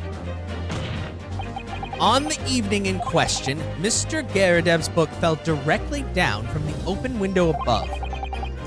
And your bouquet, Miss Beat, never moved at all. What did move was the scene of the crime itself. Good gracious. Yeah, that's right. Objection! Wow, it's okay. Perhaps you haven't been listening to the ample testimony the court has heard. But these witnesses both saw the moment the attack took place. That's right, I saw it with my own eyes. It was 5 o'clock in the evening and already dark. There was the typical London fog on the ground. When you saw the incident unfold and ran to the victim's aid, that was actually on the west side of Briar Road. No, that's not true. It can't have been. Constable Beat then arranged for you to be absent for a while by sending you for help. And during the 15 minutes you were away, he transplanted the crime scene. He moved all the things shown in this print. The victim herself, the 4 books. He moved everything, in fact, to the pavement on the east side of Briar Road. Extraordinary. But the constable overlooked one thing. What did he overlook? The bouquet, I presume? Exactly. The prosecution told the court that just a few minutes ago about the discovery of the rose bouquet. Lord Van Zeek said it wasn't noticed until the morning as it lay where the street lamps cast no light. Yes, it couldn't be seen in the dark, obviously. Which is why it was only the bouquet that was found in its original position on the pavement on the west side of Briar Road.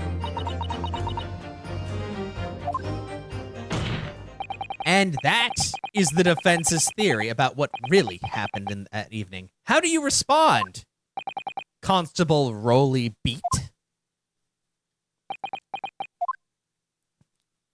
Are you about to go crazy? Well, I'm very sorry. I didn't mean to nod off again, but I haven't slept properly in a month. Did I miss anything important? Shut your fucking face. Oh, Rolly, it isn't true, is it? What that lawyer said is all lies, isn't it? I know it is, 'cause you're the most upstanding righteous man I know. I had a dream, a terrible dream. All the things I did that night. Everything come out, everything exposed. That sounds damning to me. Only it seems it wasn't a dream at all. Yeah, I will say, Zunder, to me, the Zora part seemed like the most, like, kind of fetch questy bit of the 4. And it also, they didn't really give you many clues as to where to, they were just kind of like, it's around this area. And you're like, okay, I guess I'll wander around there because the spot stays at whatever the last thing you did was. Hi, Cat. Welcome. Welcome, Death Proxy. Thank you so much for the raid. It wasn't a dream at all. Ha-ha! Good! Good golly!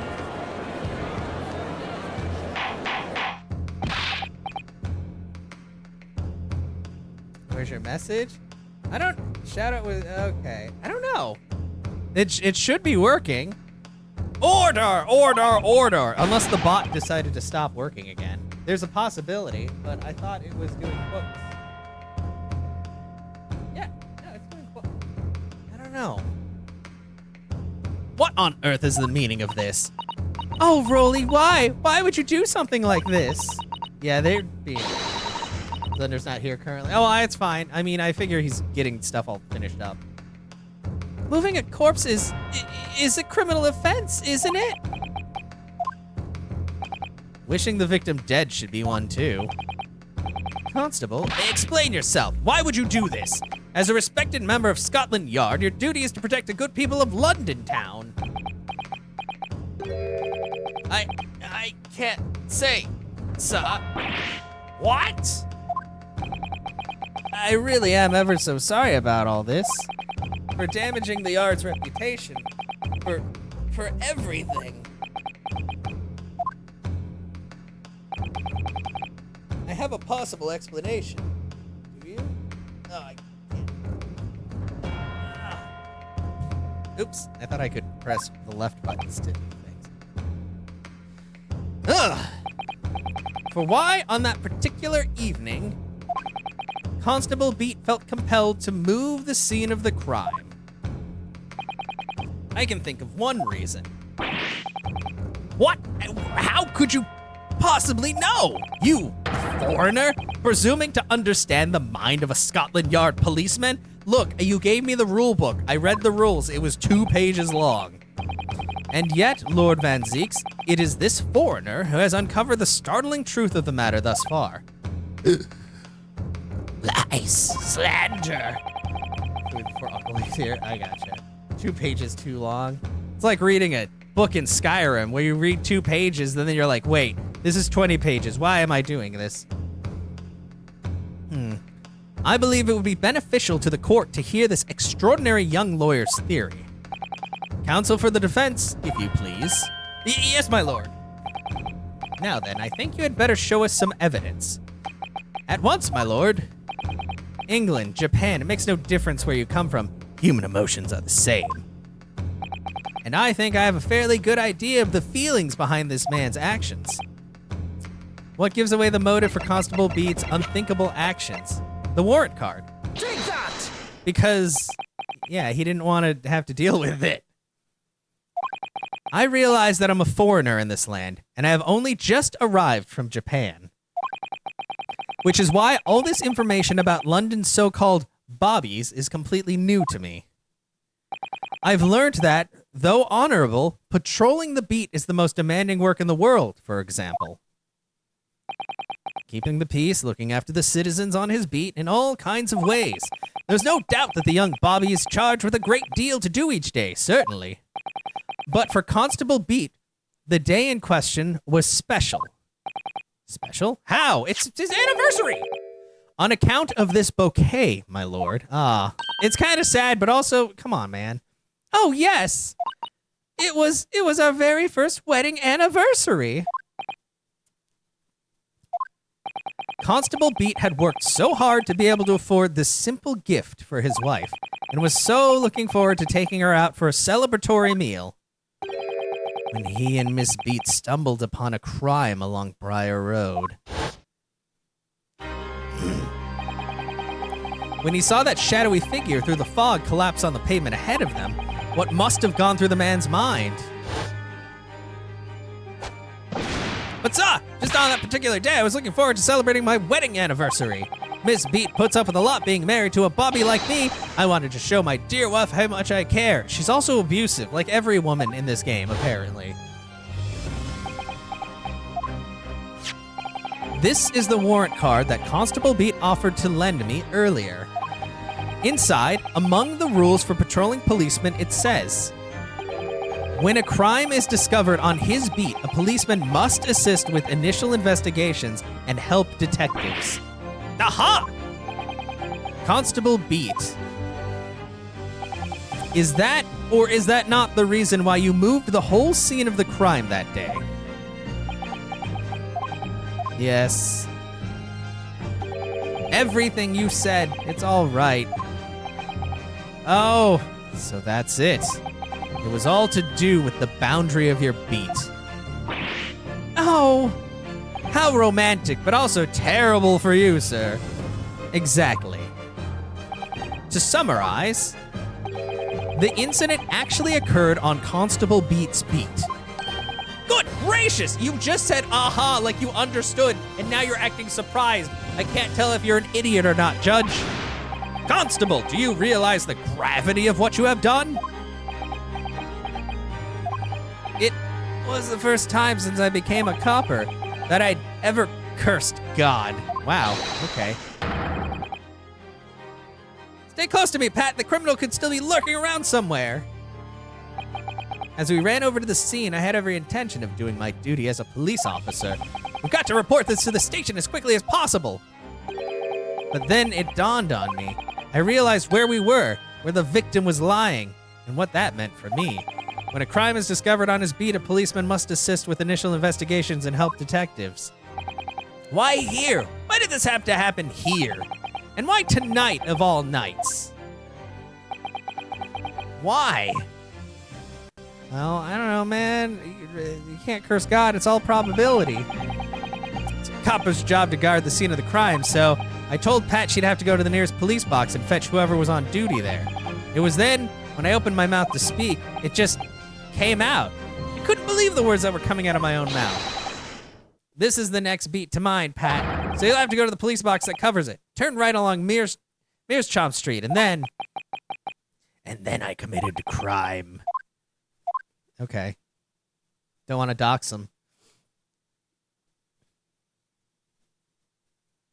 Yeah, how do you like that, Mr. Von Jerk? No boots on the table today.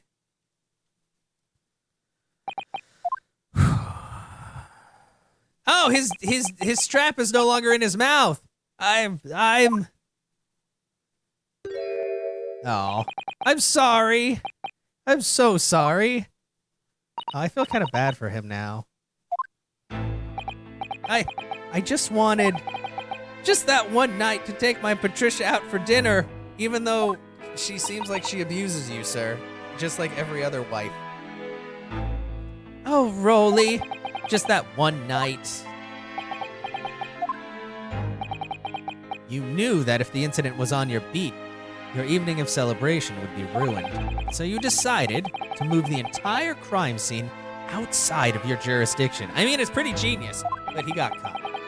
Just across the street, to the east pavement of Briar Road, which falls under the neighboring beat's care. You see, I thought, well, I was sure the victim was dead, you see. I beg your pardon? Oh, of course he did. Otherwise, my Rolly would never have left the poor woman on the freezing cold pavement. Ah, I see your meaning now. But God got me back from my sins, didn't he?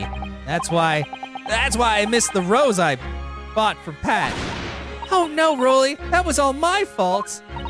I should never have dropped it in such a dark place. I'm so sorry, Rolly. I wish that Japanese man had died instead. Oh, God. Like, that's basically the implication here. Well, sorry. And can you tell us, Constable, how many books did you move from one side of the road to the other in total? Oh, 4, yes. It was, definitely 4. 3 of them dropped by Mr. Natsume, and the 4th being the one that fell from the window upstairs in the Garrett household, of course. But what made you place that book in the victim's hand? When all the others were scattered haphazardly around, I mean. Oh, well, sir, that's because that's how I found it. How you found it? What do you mean?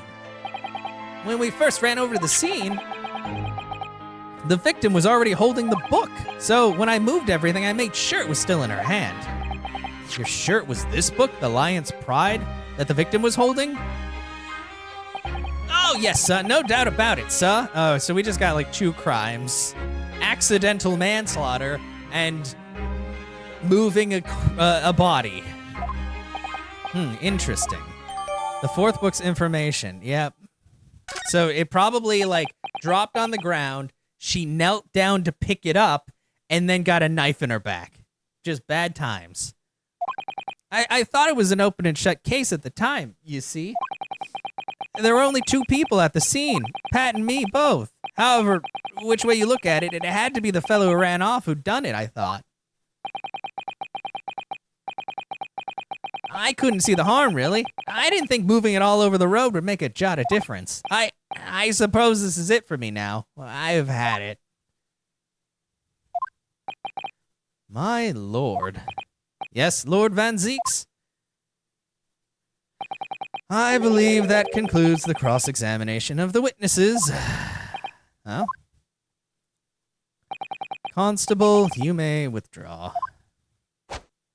Yes, sir! Mr. Prosecutor, sir, what will become of my Rolly? What will happen to him? For now, you are free to go home. The police will contact you in due course. Please, don't punish my husband. This was all my fault. It's because I'm always moaning at him for coming home late. Oh, God, everybody's blaming themselves now. Still, you were talking crazy talk, so I don't really like you. Sorry. Leave it now, Pat. Let's go home. I'm tired. All right, then, my love. One last thing, Constable. Sir? Let this be a lesson to you. In a criminal investigation, every detail matters, however insignificant it may seem to you. Yes, sir. Carve that lesson into your mind.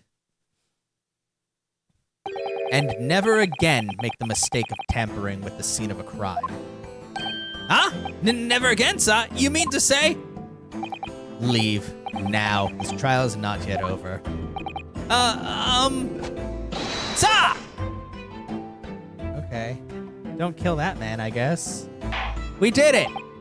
Well, quite a startling revelation, I must say. Whoever thought of a third party transplanting the entire scene of a crime like that? I did. That was me. Indeed, my lord. Nevertheless, there are some immutable facts here. Principally, that the accused, Mr. Soseki Natsume, is the only person who could have possibly have committed this crime. Shut up! What are you shut up, man! No, I disagree, dumb. What? Sorry, but yeah, I'm just about done. Now that we know the true scene of the incident, there's someone else. Another person who could be responsible for the knife in the victim's back. Forgive me for being presumptuous, but I believe the prosecution is probably well aware of that possibility already. Lord Van Zeeks, is this true? It's stupid, but yes. Very well. Name the person if you will, and further investigation is warranted, or if it's warranted. The prosecution has no objection to the trial continuing. Take that! Obvious. She's the one who threw the knife that came out the window. The defense would once again like to request the cross-examination of a new witness, my lord. Oh my god! It's still going! I thought it was... God damn it! Once again? Yeah, that's how I feel! My assistant made the same request earlier. In order to finally reveal the truth about this case, it is imperative that we cross-examine juror member 4, Miss Joan Garridell. Go home. Me, oh dearie me, yeah, chucking shit at your husband, you abuser. Objection! Why are you objecting? That request has already been denied. Yeah, but things are different now. Objection. That was then. But the situation is very different now.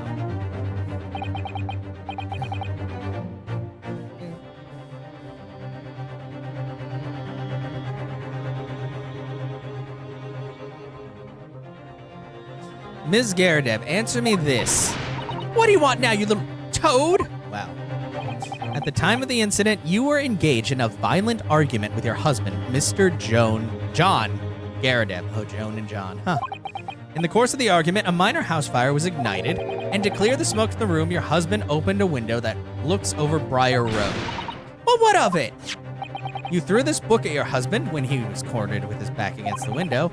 Upon striking the pane of the open, top-hinged casement window, the book plummeted directly down, finding its way to what we now know is the true scene of the incident. Yes, and I said, what of it? During the argument, you were beside yourself with rage. As such, you threw not just books, but anything you could lay your hands on. You said that. You literally said that. So, let me ask you one more time, Miss Garadeb. This knife, the one removed from the victim's back. Have you really never laid eyes on it before? Dot! I don't recall it, you dumb bitch. Seriously? Am I supposed to remember everything I picked up and threw at my husband? Yeah, you should! Crazy woman. And anyway, the man over there and all that regalia said the members of the jury needed to testify, didn't he? Conveniently, yes. Objection! Oh, wait. No, I have no recollection of saying that at all. Juror number 4. Oh my God, is he already becoming cool? I mean, this is the 4th case. There's only 5 cases. Oh my God, he wants justice done. No more blood. Make no mistake, you jurors are not special in any way. You are not immune to the judicial process. If you know something about this knife, madame, let the truth come out. But that's just a common or garden knife. It could have come from anywhere. We have several like that at home. If one went missing, how would you expect me to know? What's that? Are you joking? What are you saying, please, Miss Garadeb? Are you saying that you throw knives at your husband all the time? No, you listen to me. I refuse to believe all this nonsense. I couldn't bear the thought that I'd injured someone. Do you hear? I couldn't bear it. That doesn't mean that just because you couldn't bear it doesn't mean that you didn't fucking do it. Except you injured your husband a lot, I'm sure. Oh, the poor woman. Don't feel bad for her. So, yes, I want evidence. I want to see hard evidence if you're going to insist on this being my fault. You're going to have to prove to me that I threw that knife if that's what you think. Come along now, chop chop.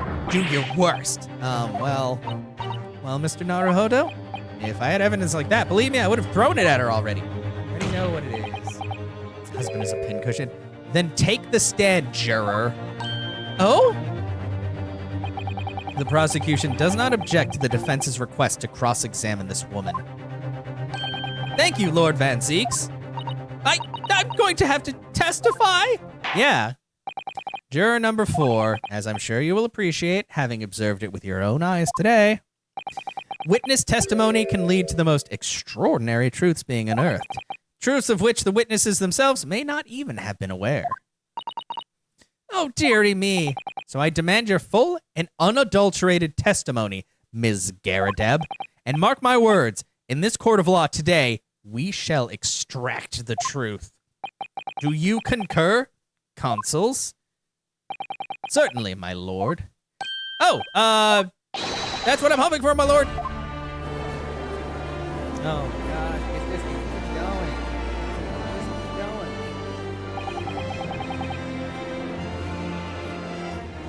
Oh, this is such a strange feeling. For the first time since arriving in this country, it actually feels real. Is that right?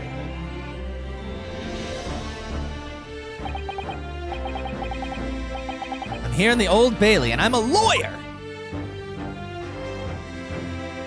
Yeah, you are a lawyer. Oh, she's brought her tea. Witness, state your name and occupation. Oh, yes, my name is Joan Garadeb, and I'm a juror and such like. It sounds like she doesn't even know she's a housewife or a maid or what anymore, yeah. The court has decided your testimony is required in order to clarify matters in this case. Do you understand, madame? Oh, yes, my lord. You will tell the court everything that took place in your household on the evening in question. And I warn you, do not attempt to hide the truth. Oh, dearie me. Chin up, Joni. Nothing to worry about now. Oh, look, it's him. It's him. Oh, I didn't know you were here, John. Yep, it's the both. Oh, wasn't it only you in that room the other day, old thing? Was it? Rather think I had to testify as well, don't you? But what about your knee, dear? Don't you worry about that. Hardly notice it. I'm not the sort of chap to leave a comrade to face disciplinary action alone. Oh, John. Oh, God, spare me. I'm tired of this lovey-dovey bullshit from everyone. I presume you are Mr. John Garadeb? Yes, sir. Former 2nd Lieutenant of the 3rd Regiment of the 4th Northumberland Fusiliers, sir. Seen my fair share of action and now living the quiet life, as it were. Quiet life? Were you not engaged in an incendiary battle with your spouse on the day in question? Well, yes. Well, quite.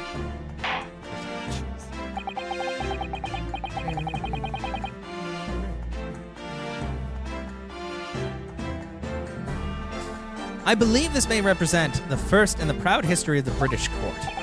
Calling a juror to the witness stand is unprecedented. However, the court will hear your testimony now, juror number 4, and that of your husband. You will recount clearly and concisely the events in your home at the time of the incident in question. Sir, at once! Okay. Jeez. Witness testimony. The Battle of Garrett. Yes, on the day you're referring to, the wife and I did have a bit of a skirmish. Can't recall the reason now. Knocked the candlestick over and set fire to the carpet. Soon had it out, though, and got the window open. Meanwhile, I was picking up whatever I could find to throw at him. Plenty of knives around our place. Can't say I'd notice if 1 or 2 went missing, I'm afraid. That's terrifying. Actually, that bally thing is in the victim's back. Really was one of ours. You'll have a job proving it, I think. Wow, that sounds like a really guilty man. Sounds as though there's quite the battlefield in your household that evening.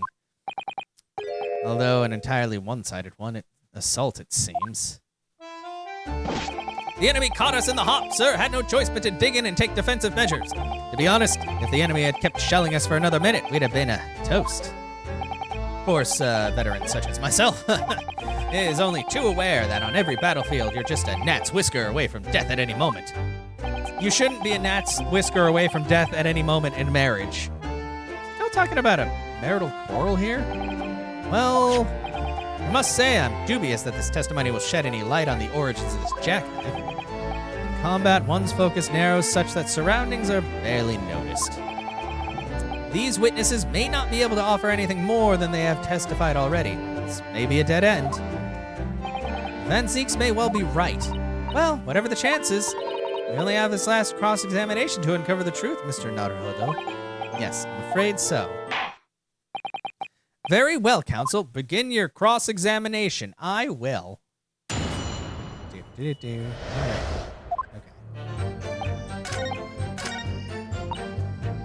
Hold it. What do you mean? Even though the room was on fire? As far as I was concerned at the time, it was more important to extinguish my anger than the flames. When a woman wants to throw, she must throw. Or what yeah, wants to throw. That is most certainly not true of a Susato takedown, Mr. Naruhodo. How did she know I was thinking that? So please cast your mind back and try to remember. Was a knife among the items you threw at your husband that day? In all honesty, I don't recall.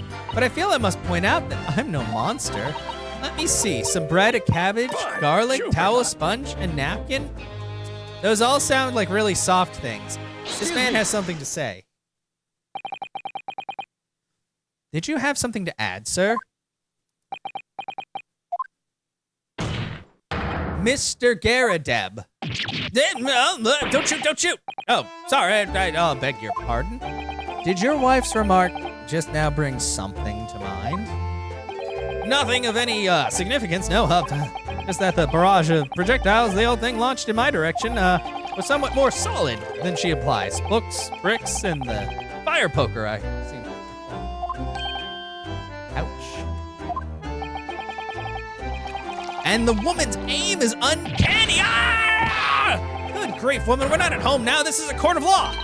Oh, dearie me, you're ever so sorry, dear. What's she even doing with that teapot in here? Honestly, John, I would never have thrown such things at you, obviously. Well, take a look at this then. How do you suppose that happened, eh?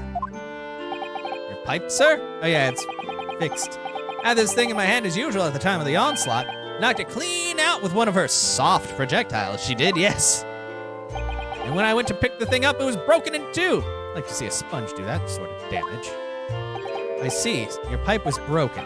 Would never have been sent flying unless it was hit by something pretty solid. Anyway, I've managed to bandage the thing up for now. Huh, you're one to exaggerate, aren't you, dear? No, God. I wonder what we should make of it. It's important.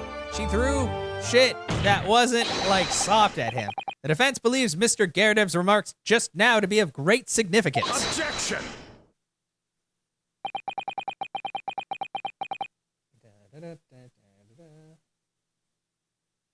Oh, boy. Just keeps getting better. Yes, he's drinking from his pipe. Don't worry about it. This war veteran's words only tell us one thing. Betray a fiery wife, and pipes as well as hearts may be broken. Sentimental wisdom, perhaps, but hardly worth of adding to the formal testimony. Indeed, common sense, one might say. Might one? In that case, would you at least permit us to examine the pipe, sir? Well, I don't see why not. Oh, dearie me, there you go again, trying to ingratiate yourself with a young lady. We're in a court of law, shut up. Very well, the court will accept the gentleman's pipe as evidence. The pipe has been entered to the court record. Mr. Garadev's pipe. Apparently it fell to the floor during a domestic dispute he had with his wife and broke. Okay, let's take a look at that pipe. Goodness gracious. It looks to be in a sorry state with that bandage around it, doesn't it? For some reason, it feels slightly ominous to me, like it's trying to shout out a warning. Probably because it's the same blue as Mr. Garadev's dressing gown. Suppose it must have considerable sentimental value to Mr. Garadev, given that he's gone to the trouble of repairing it like this. Either that or he can't afford to replace it. I don't think that's supposed to be in there. Hello? Oh, something just twinkled inside the chamber of the pipe there. I don't... Yes, I saw it. Something's stuck in there, I think. Let's turn it over and give it a shake. Well, what's this? It's a tiny fragment of metal. It looks like the tip of a blade or something. Tip of a blade? Surely it couldn't be? A small piece of metal looks like the tip of a knife blade. It was stuck inside the bowl of Mr. Garadev's pipe. Holy shit, he almost died. Well. How about I didn't speak out of turn there, Mr. Naruhodo? I was just feeling rather disappointed for you that your request was turned down. Oh no, it's fine. Thanks to Suhado-san, we have some new evidence to work with. We should examine it carefully. Oh, I already did. I examine everything carefully now, this fucking game. Well, thank you for that rebuttal, Mr. Garadev. Now, if we could return to the crux of the matter.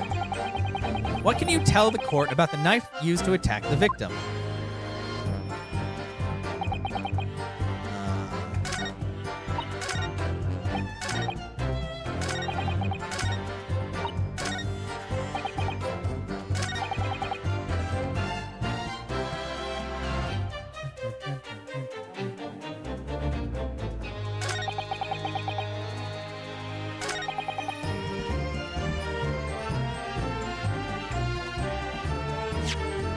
The knife or the metal bit?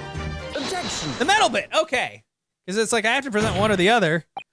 Mr. Garadev, could I ask you to take a good look at this, please? You can ask, but I can't say a bally thing. You can't? You used to call me Dead-Eye Deb back in the regiment, of course, but that was some time ago now. Even when I'm trying to enjoy a large print book by the fire these days. I struggle to tell a B from a D and a P from a Q, to be honest. Oh, he does. Dearie me, it's rather wearing being asked about every other letter and every other word. You must D very doesy. Ha, ha. Shut up. What is that? A tiny scrap of metal? Yes, almost certainly from the tip of a blade. And what may appear at first to be just a tiny scrap is in fact a crucial piece of evidence. Interesting. And where did the defense come by this evidence? It was lodged in the chamber of Mr. Garadeb's pipe. My pipe, you say? By Jove, I wonder how that got in there. And what precisely does this fragment of metal signify, Counsel? Are you suggesting that it's some way related to the matter of the stabbing on Briar Road? It's definitely. Yeah, definitely. I am. What? When put together with another piece of evidence already in the court record, I believe this tiny fragment of metal will unravel the whole truth of the case, my lord.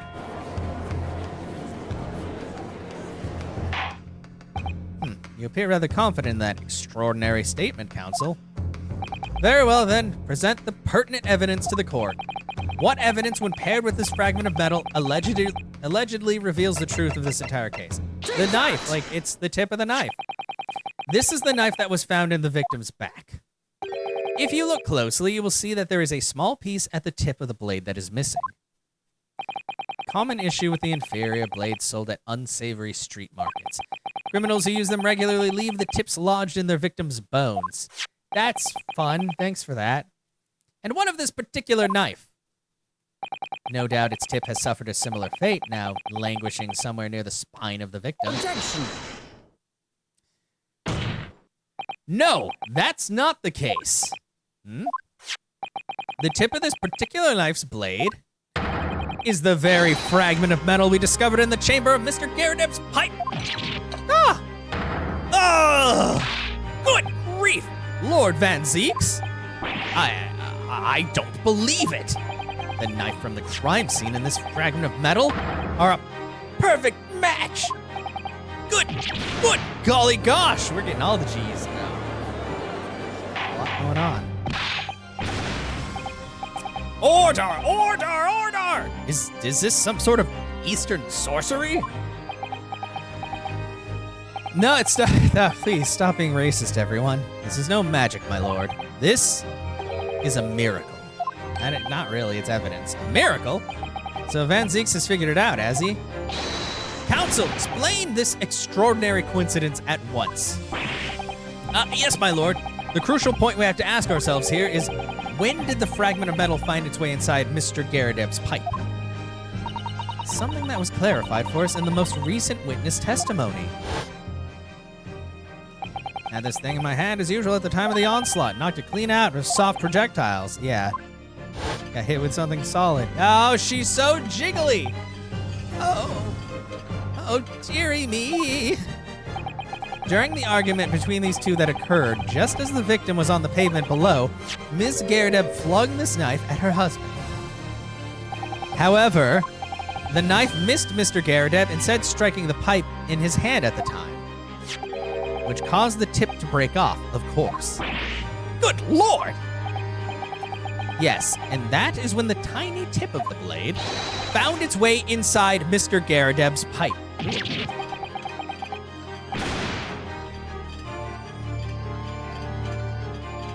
Okay, I already have that, but there's a bolt engine chat if anybody needs one. The chances of that are 1,000,000 to 1. And yet there's no other credible explanation for how the tip of the blade ended up in your pipe. Then, after losing its tip, the knife ricocheted off the pipe and flew out of the open window. Oh. In short, this knife, which fell from the window of the Garadeb's house, is the very same knife that struck the victim in the middle of the back on the street below. Oh gosh, oh dear, oh, no! Yeah. Objection!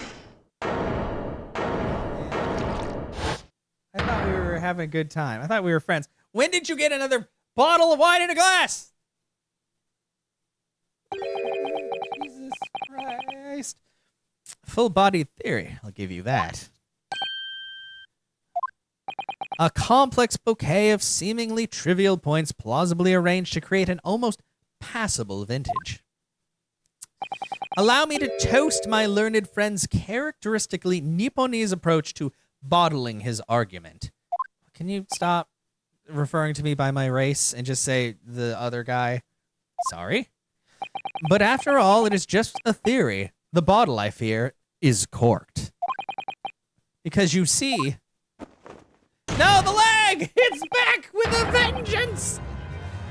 It's spoiled by an insurmountable inconsistency. An insurmountable... What? Yeah. Lord Van Zeeks, explain yourself and stop stepping on that. What is this inconsistency you claim to have identified? An inconsistency of the simplest nature, my lord.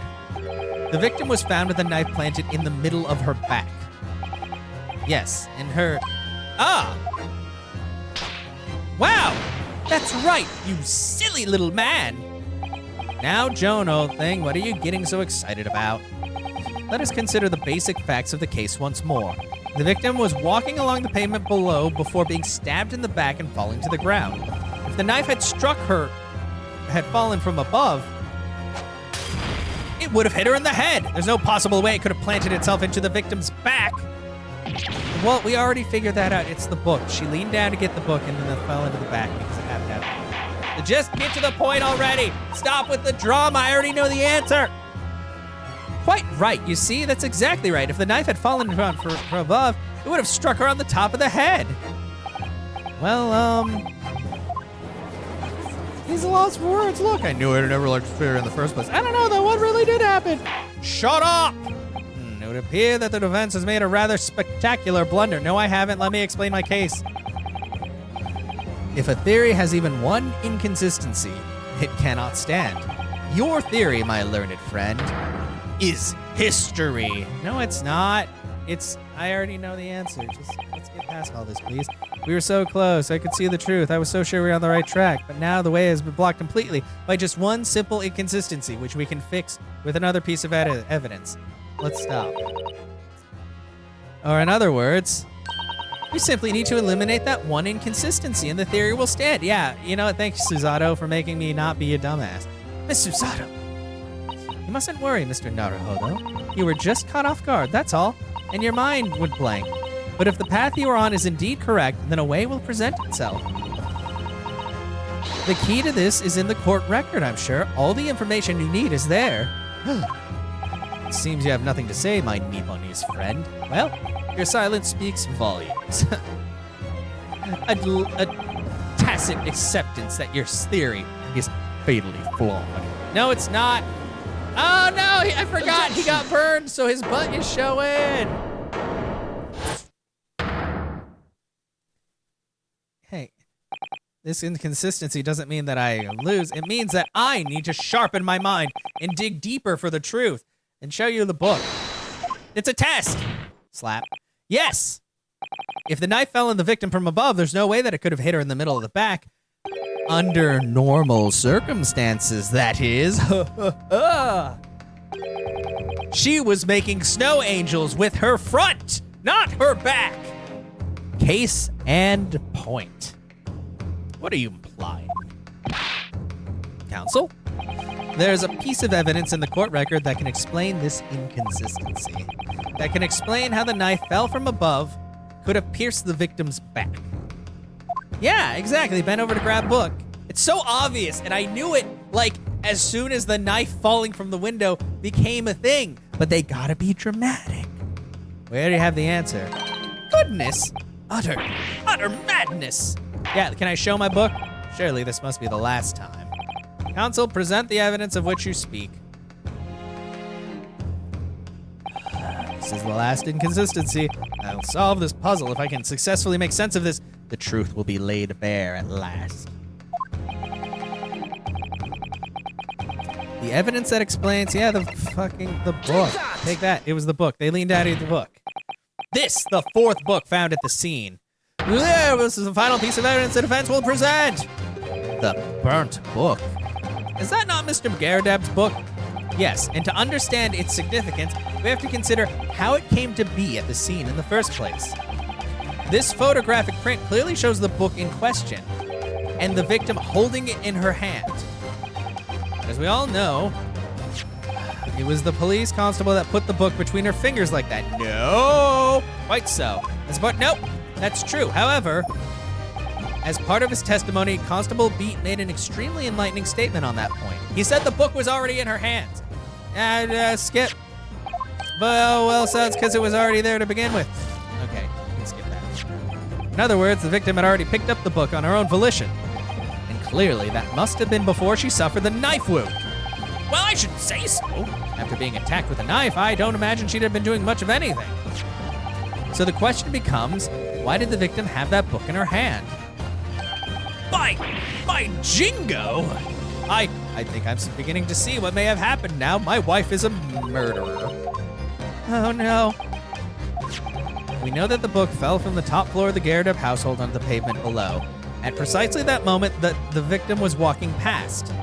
Yes, at exactly that moment, the young woman was walking along the street in the light fog when all of a sudden, a book fell right in front of her. The book I threw? Yes, Miss Garrideb. And what do you think the woman did? What would you do if you were walking along and suddenly a book landed in front of you on the pavement? Well, I can't really imagine it, but I suppose she might have reached down. Ah, so sad! And picked the book up. Yes, that is exactly what the woman in fact did. She picked up the book. Oh heavens, yeah, that's right.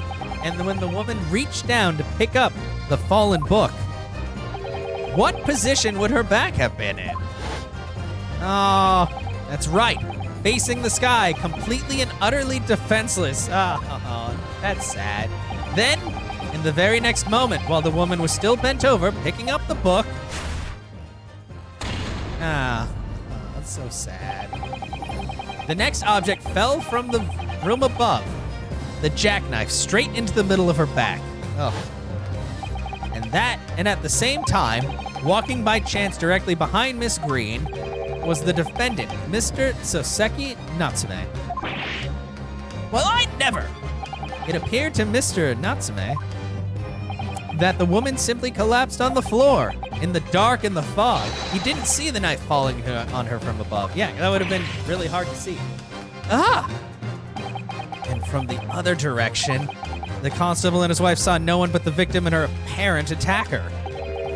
So there never was a real culprit to run from the scene at the first place. No, this was nothing more than a series of unlikely events that culminated in an unfortunate accident. And that is the real truth behind this case. Then Zeeks is like, wow, this is the biggest load of shit I've heard in my life. Well, Mr. and Miss Garrideb,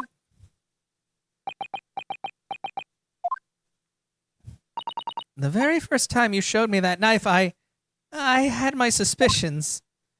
I wondered if perhaps it might have been something like that. There, old bean.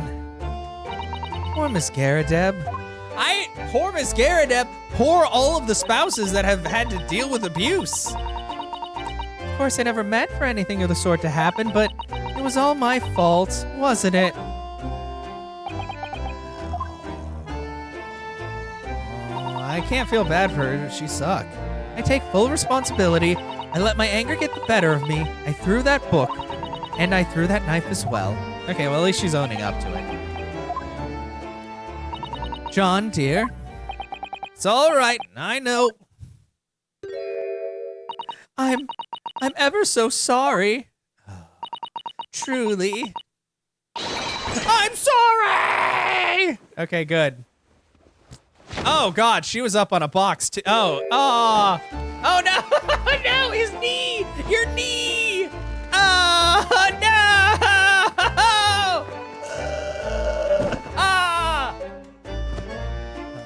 Well, that was, we did it. That was,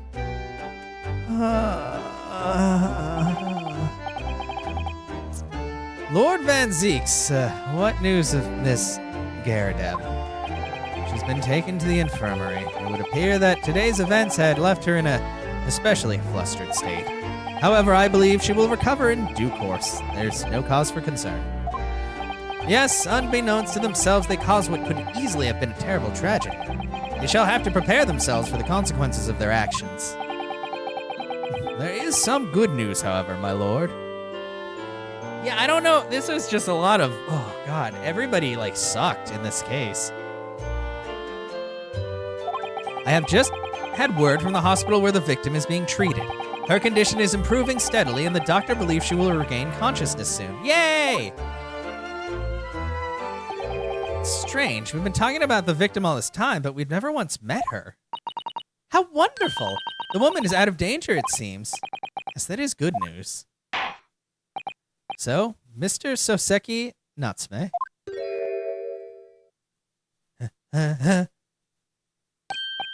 Yes. On behalf of my fellow countrymen, I would like to take this opportunity to beg your pardon, sir. You came from your distant eastern homeland to study our great British culture, and have been repaid with immeasurable unkindness. Please accept our heartfelt apologies. Aw, that's nice.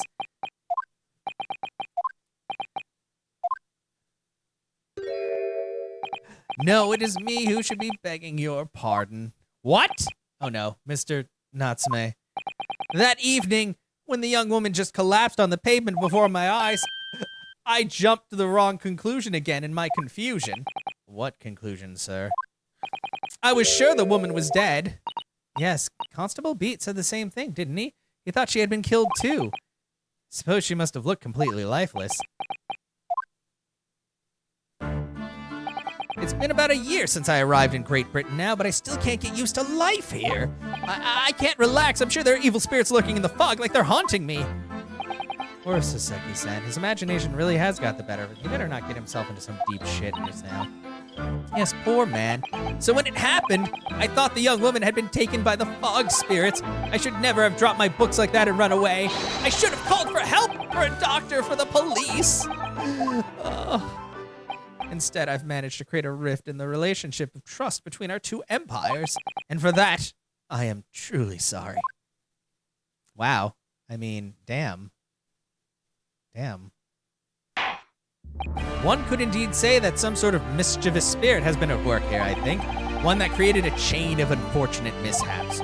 We were befooled by the spirit and led to false conclusions. But thanks to Lord Van Zeeks and our young lawyer here from the east, that chain has now been broken and the spirit exorcised. Until Chapter 5. I heartily commend you both. Oh, God. Now then, ladies and gentlemen of the jury. Yes, my lord. In concluding this trial, I must ask one last time for your decisions regarding the defendant's culpability. Are you ready to present your findings to the court? As the foreman of this jury, I can assure you we've reached a fair and just conclusion. I do declare the truth can be extremely cruel at times. Well, I didn't suspect the woman next to me, that's for sure. Sitting in for the old bean while she's out of action, you know, but I know what her decision would be. Does this mean I'll finally be able to get out of here and start work? Well, it's about time.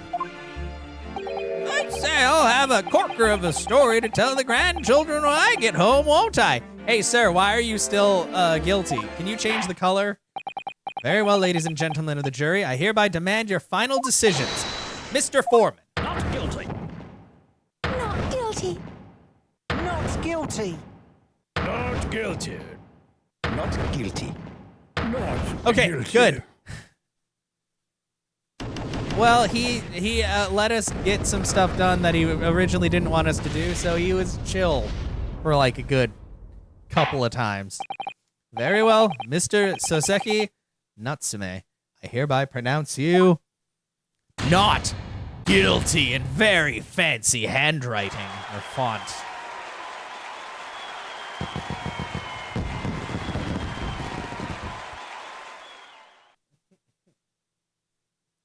Dun, dun, dun, dun, dun. And finally, Mr. Natsume. Yes, Lord, sir. You are now a free man once more. It is my hope that you will continue to further your education in British culture. And may you never again be brought before me. Yes, sir, of course. On my life, I swear I'll never set foot in a courtroom again. I'm transported to tears. Yeah, get the fuck out of here. Thank you, counsels. Court is adjourned. Oh. My God. We're out. 3:17 p.m. That was like a whole 5-hour debacle for me, too. Oh, locum! Just call me... Wait, you mean me? Of course! Is there another locum here? Is there even one? Compared to the original locum student, Mr. Naruhodo Esquire, your name has become rather short, hasn't it? What's wrong with using my actual name? Oh, at last! I'm free! I'm free! Joyful, joyous, jubilant jubilation! Heady, hearty happiness, hurrah! Okay, we get it. I am pleased. Mr. Natsume is delighted. Would it be so hard just to say that, then? Locum, you did it! You saved me from the brink. Well, what happened to the poor woman was in no way your fault after all. I'm just glad everyone can see that now. No, not that. Lovely, loyal locum lawyer. Yes? I mean, as I said before, I just never got used to life here in Great Britain. Every time I look over my shoulder, I see foreigners. I see towering brick buildings. And from high up windows, I see them looking down on me, laughing. Look at that little hunchback. Well, maybe you should just stand up straight, bro. Oh dear, I'm sure it's all in your head, Mr. Natsume. But today, you, locum lawyer, gave my gloom the boot. Funny you should mention gloom. You stood firm behind the baronial bench before all those babbling British. Now you're sounding a little bit racist. You battled to the bitter end, laying bare the baffling truth. And when I beheld the blinding fireworks among the beams of the Bailey's roof, I bellowed, "Behold the best barrister ever born!" Well, that's very flattering, and we're very pleased for you. This has given me a wonderful anecdote to recount to my old friends back in Japan. An anecdote? Is that what's to become of all my hard work? There you are, my dear fellows. Oh, it's Herlock Sholmes. Hello. I apologize for keeping you waiting. I arose late this morning.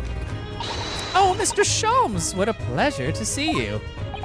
I see I'm here not a moment too soon. A disaster has been averted, I am glad to say. Oh. The trial shall begin presently, Mr. Naruhodo, and I wish you the best of luck. It's just finished. What? No! What? Then my haste was in vain? Arg! It's you! Herlock Sholmes! Oh, have we met, sir? This is Mr. Natsume, the man you had arrested, Mr. Sholmes. Ah, I see. I failed to recognize you at first. Our previous encounters have taken place in the gloom, either of your bleak lodgings or that prison cell. I simply couldn't place that curious face in the light. Charming. This is all your fault, Herlock Sholmes! You're the reason I had to go through this terrible ordeal! I'm going to give you a piece of my mind! Please don't go to jail for killing Herlock Sholmes. My apologies, sir, but I assure you I have placed you now. You're the fellow who abandoned that poor young lady and ran off, are you not? Oh. Had she been taken to the hospital more urgently, I feel perhaps she would have regained consciousness by now. Oh. But it was unavoidable, I'm sure. We're but human after all. Anyone would have been shaken by such an experience.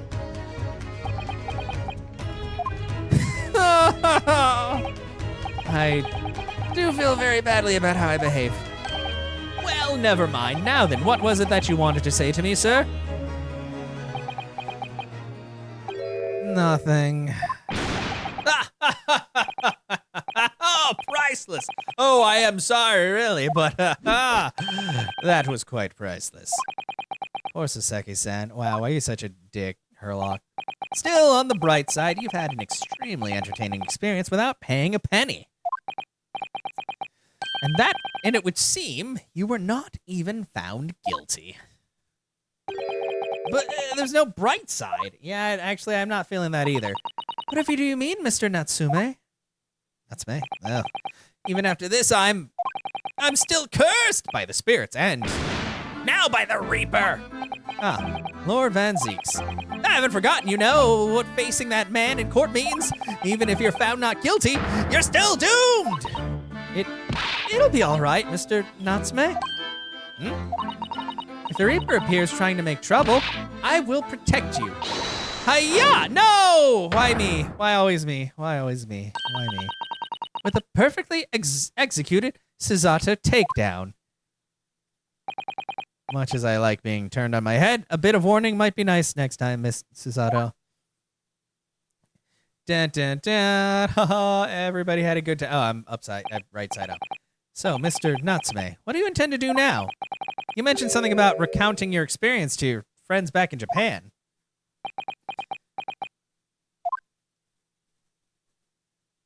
Yes, I intend to return to my homeland soon. Oh. It has already been a year since I arrived here in Great Britain.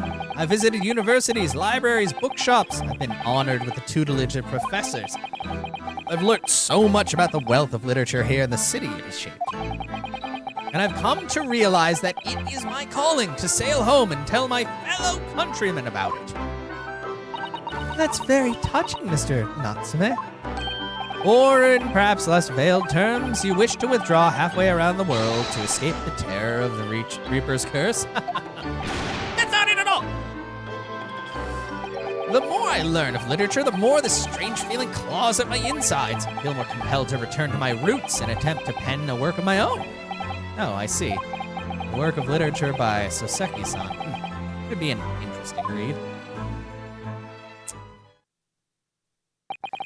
And what of Miss Susato and yourself, Mr. Naruhodo? Sorry, what about us? Will you return to Japan alongside your mustached compatriot? Why would we? A week has not yet passed since we arrived in London, and only now does it feel as though we have finally found our feet. And you are accommodated in a hotel at present, are you not?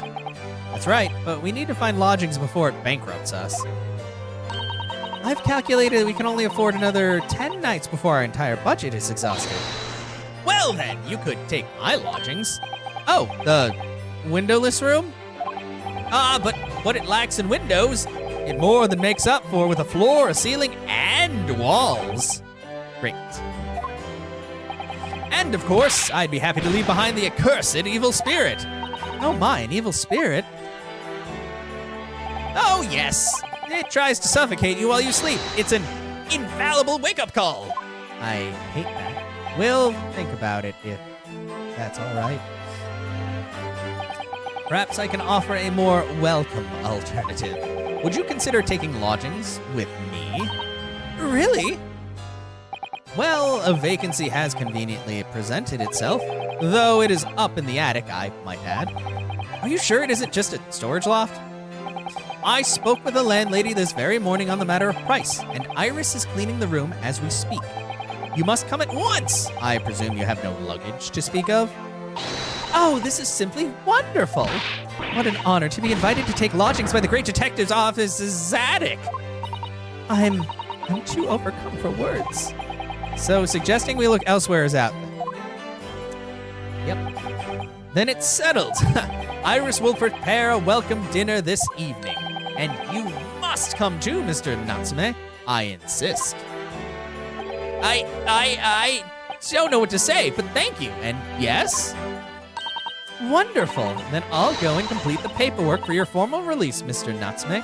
Shouldn't take long. Somebody's happy. Locum?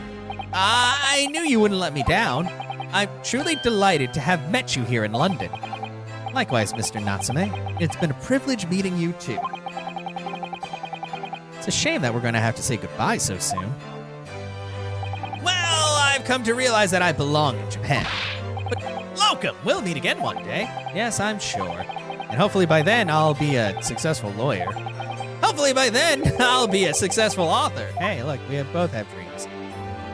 Well, my dear fellow, our carriage appears to have arrived. Shall we go, Mr. Naruhodo? Yes, Mr. Sholmes. I've little doubt Mr. Natsume will be released in time for dinner this evening. Please tell me, can I save my game? And so, with Soseki-san's innocence successfully established, we rode with Mr. Sholmes to what was to become our new home, 221B Baker Street. Save, please, please. Ah, it's still going! Let me save my fucking game! I'm in the attic. It never ends. Okay, there's probably one little tidbit, and then it's gonna be like, do you want to save your game? And I'll be like, please, yes. So this is to be our new office. Yes, our office. I rather like the sound of that. Me too. It's simply wonderful, isn't it? Did we even get paid for any of this? I feel like we didn't. I hope you can see this, Kazuma. It's only a small step. And I like to think we're getting a little closer to your dream now. So, my dear fellows, do you like the place? I mean, it's definitely very roomy. I'd like living there. Oh, hello? Where's your clothes? They're different. Ah, Mr. Sholmes. Yes, thank you so much. It's a delightful room, Mr. Sholmes. I simply adore it. Good, I'm pleased to hear it. Iris and I are delighted to welcome you. I hope everyone's hungry. It's nearly time for dinner. We'll eat as soon as Mr. Natsume arrives. We have a lot to celebrate. Iris, you must let me help you. All right then, Susie, you can be in charge of the salad. I love making salads. Splendid. Okay.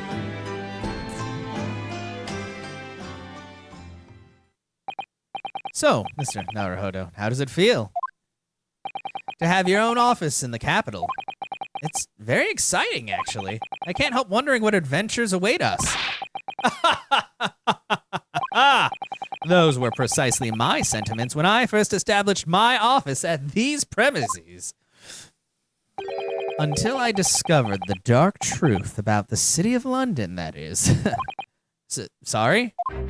London is a glorious place full of wonder, opportunity, prosperity, and mirth. But the brightest of lights cast the darkest of shadows. What is this, fucking Kingdom Hearts? Shadows? What do you mean? Well, I believe you're well aware of the murkiness that lies behind London's facade already. So, once again, Mr. Naruhodo, welcome to London. Ah, that's a good way. Cool. Is this where we go to it blacks out and we're saving the game? Cool. That's great. Makes me feel really good about being here. Of course, at the time, I had no idea of the significance of those words Mr. Sholmes so casually spoke. But it wasn't long before my turn came to lift the facade and see the true depths of the murk that lay behind it. In Chapter 5, the final chapter, and that's a word I've loved to see. Thank you. Landed in London. What do you mean landed in London? Save my yes, please. Okay, so that's Chapter 4. My God. Okay, we did it. The adventure of the unspeakable story. Oh boy, that sounds like that's gonna be a blast. Whew.